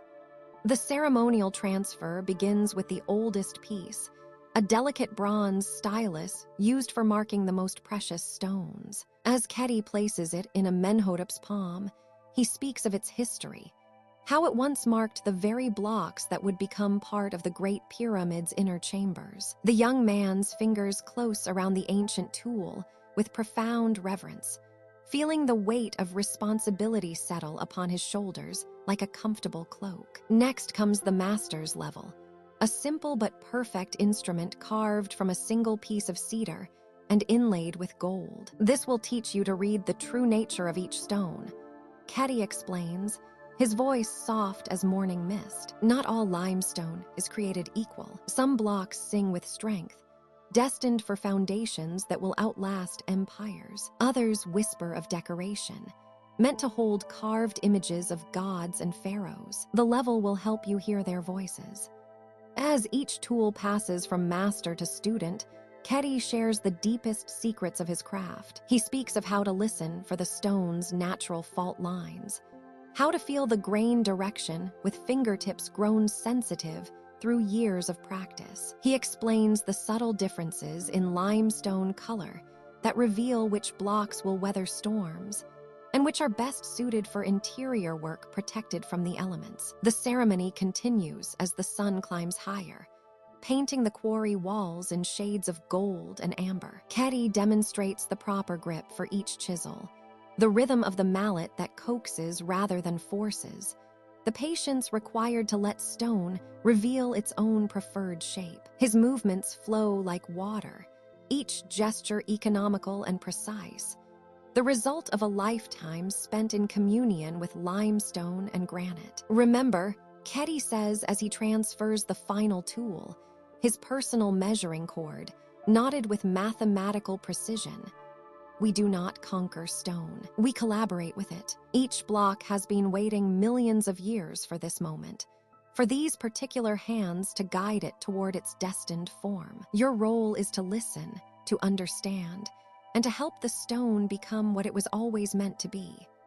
Amenhotep nods solemnly, his arms now full of the sacred implements. The weight feels both substantial and surprisingly manageable, as if the tools themselves recognize their new keeper and settle comfortably into his care. Around them, the quarry seems to hum with approval, the limestone walls resonating with the contentment of ancient stones, witnessing the continuation of their sacred partnership with human hands. As the ceremony concludes, Keddy places his weathered palm on his former apprentice's shoulder. The stone whisperer's knowledge lives not in these tools, but in your heart and hands. Trust what you have learned. Listen to what the limestone tells you, and remember that every block you touch carries the dreams of pharaohs and the prayers of common people alike. The morning light grows stronger, illuminating the faces of both men as they stand together in the sacred quarry, master and student, past and future, united in their devotion to the eternal conversation between human craft and ancient stone. The sacred knowledge passes forward, as it has for countless generations, ensuring that the whispers of limestone will continue to guide skilled hands in their timeless work. The sun hangs low over the sacred quarries of Tura, painting the limestone walls in shades of amber and gold. Keddy walks slowly along the familiar pathways, his weathered hands trailing along the smooth-cut surfaces that have known his touch for 40 seasons. The stone feels warm beneath his fingertips, holding the day's heat like a gentle embrace. Each step echoes softly in the vast chambers where he has spent his life. The quarry face stretches upward, a cathedral of creamy limestone carved by generations of skilled hands. Tonight marks his final evening as quarry master, and the stones themselves seem to sense this ending, whispering ancient secrets in the settling twilight. He pauses before the newest excavation, where young Amenhotep will tomorrow take charge of the crews. The limestone here gleams with promise, its grain perfect for the pharaoh's latest temple. Keddy runs his palm across the freshly exposed surface, feeling the subtle vibrations that only a master stonecutter knows.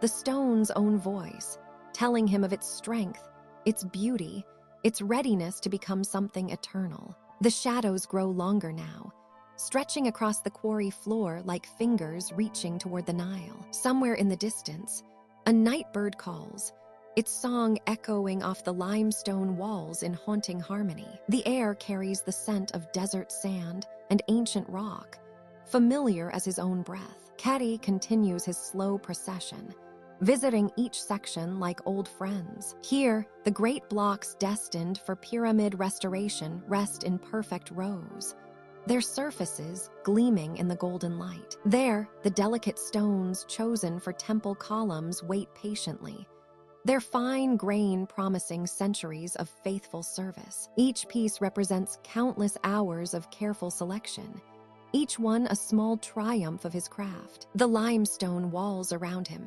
seem to pulse with memory. In their smooth surfaces, he can almost see the faces of all the craftsmen who have worked here.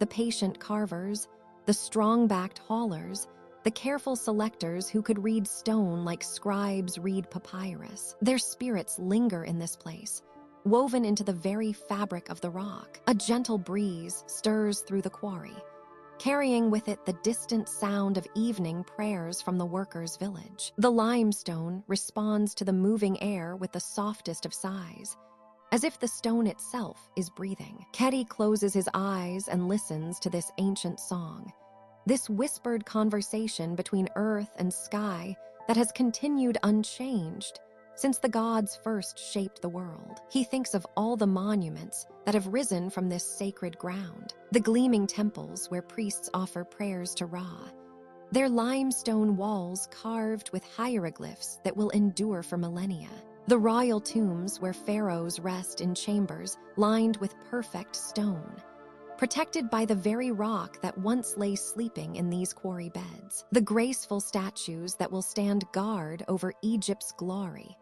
each one born from limestone that passed through his careful hands. The stone remembers everything, Keddy knows. Every chisel stroke, every gentle extraction, every moment of reverence as blocks were selected for their destined purpose. The limestone holds within its crystalline structure all the love and skill that has shaped it, all the prayers and hopes of the craftsmen who transformed it from sleeping rock to living monument. As darkness settles more deeply over the quarry, the limestone begins to glow with its own inner light, a pale luminescence that seems to come from within. This is the stone's way of saying farewell, Keddy understands. A gift of beauty offered to the master who has served it so faithfully. He makes his way to the quarry's heart, where the oldest workings lie. Here, his father once stood, and his father's father before him. The limestone walls bear the marks of countless generations, each cut telling a story of dedication and skill. Keddy places both hands against the ancient stone and feels the pulse of eternity flowing through the rock. The quarry settles into perfect stillness now, ready for sleep. Tomorrow will bring new voices, new hands to shape the stone, new stories to be carved into Egypt's endless tale. But tonight belongs to memory and gratitude, to the quiet conversation between master and stone that needs no words. Keddy whispers a final prayer of thanks to the limestone, that has been his life's companion. The stone whispers back, its voice soft as desert wind, promising that his legacy lives on in every monument, every temple, every eternal structure that will rise from this sacred ground. In the growing darkness, the quarry glows with gentle light, holding all their stories safe within its ancient heart, ready to dream until the next dawn brings fresh purpose to its patient stones.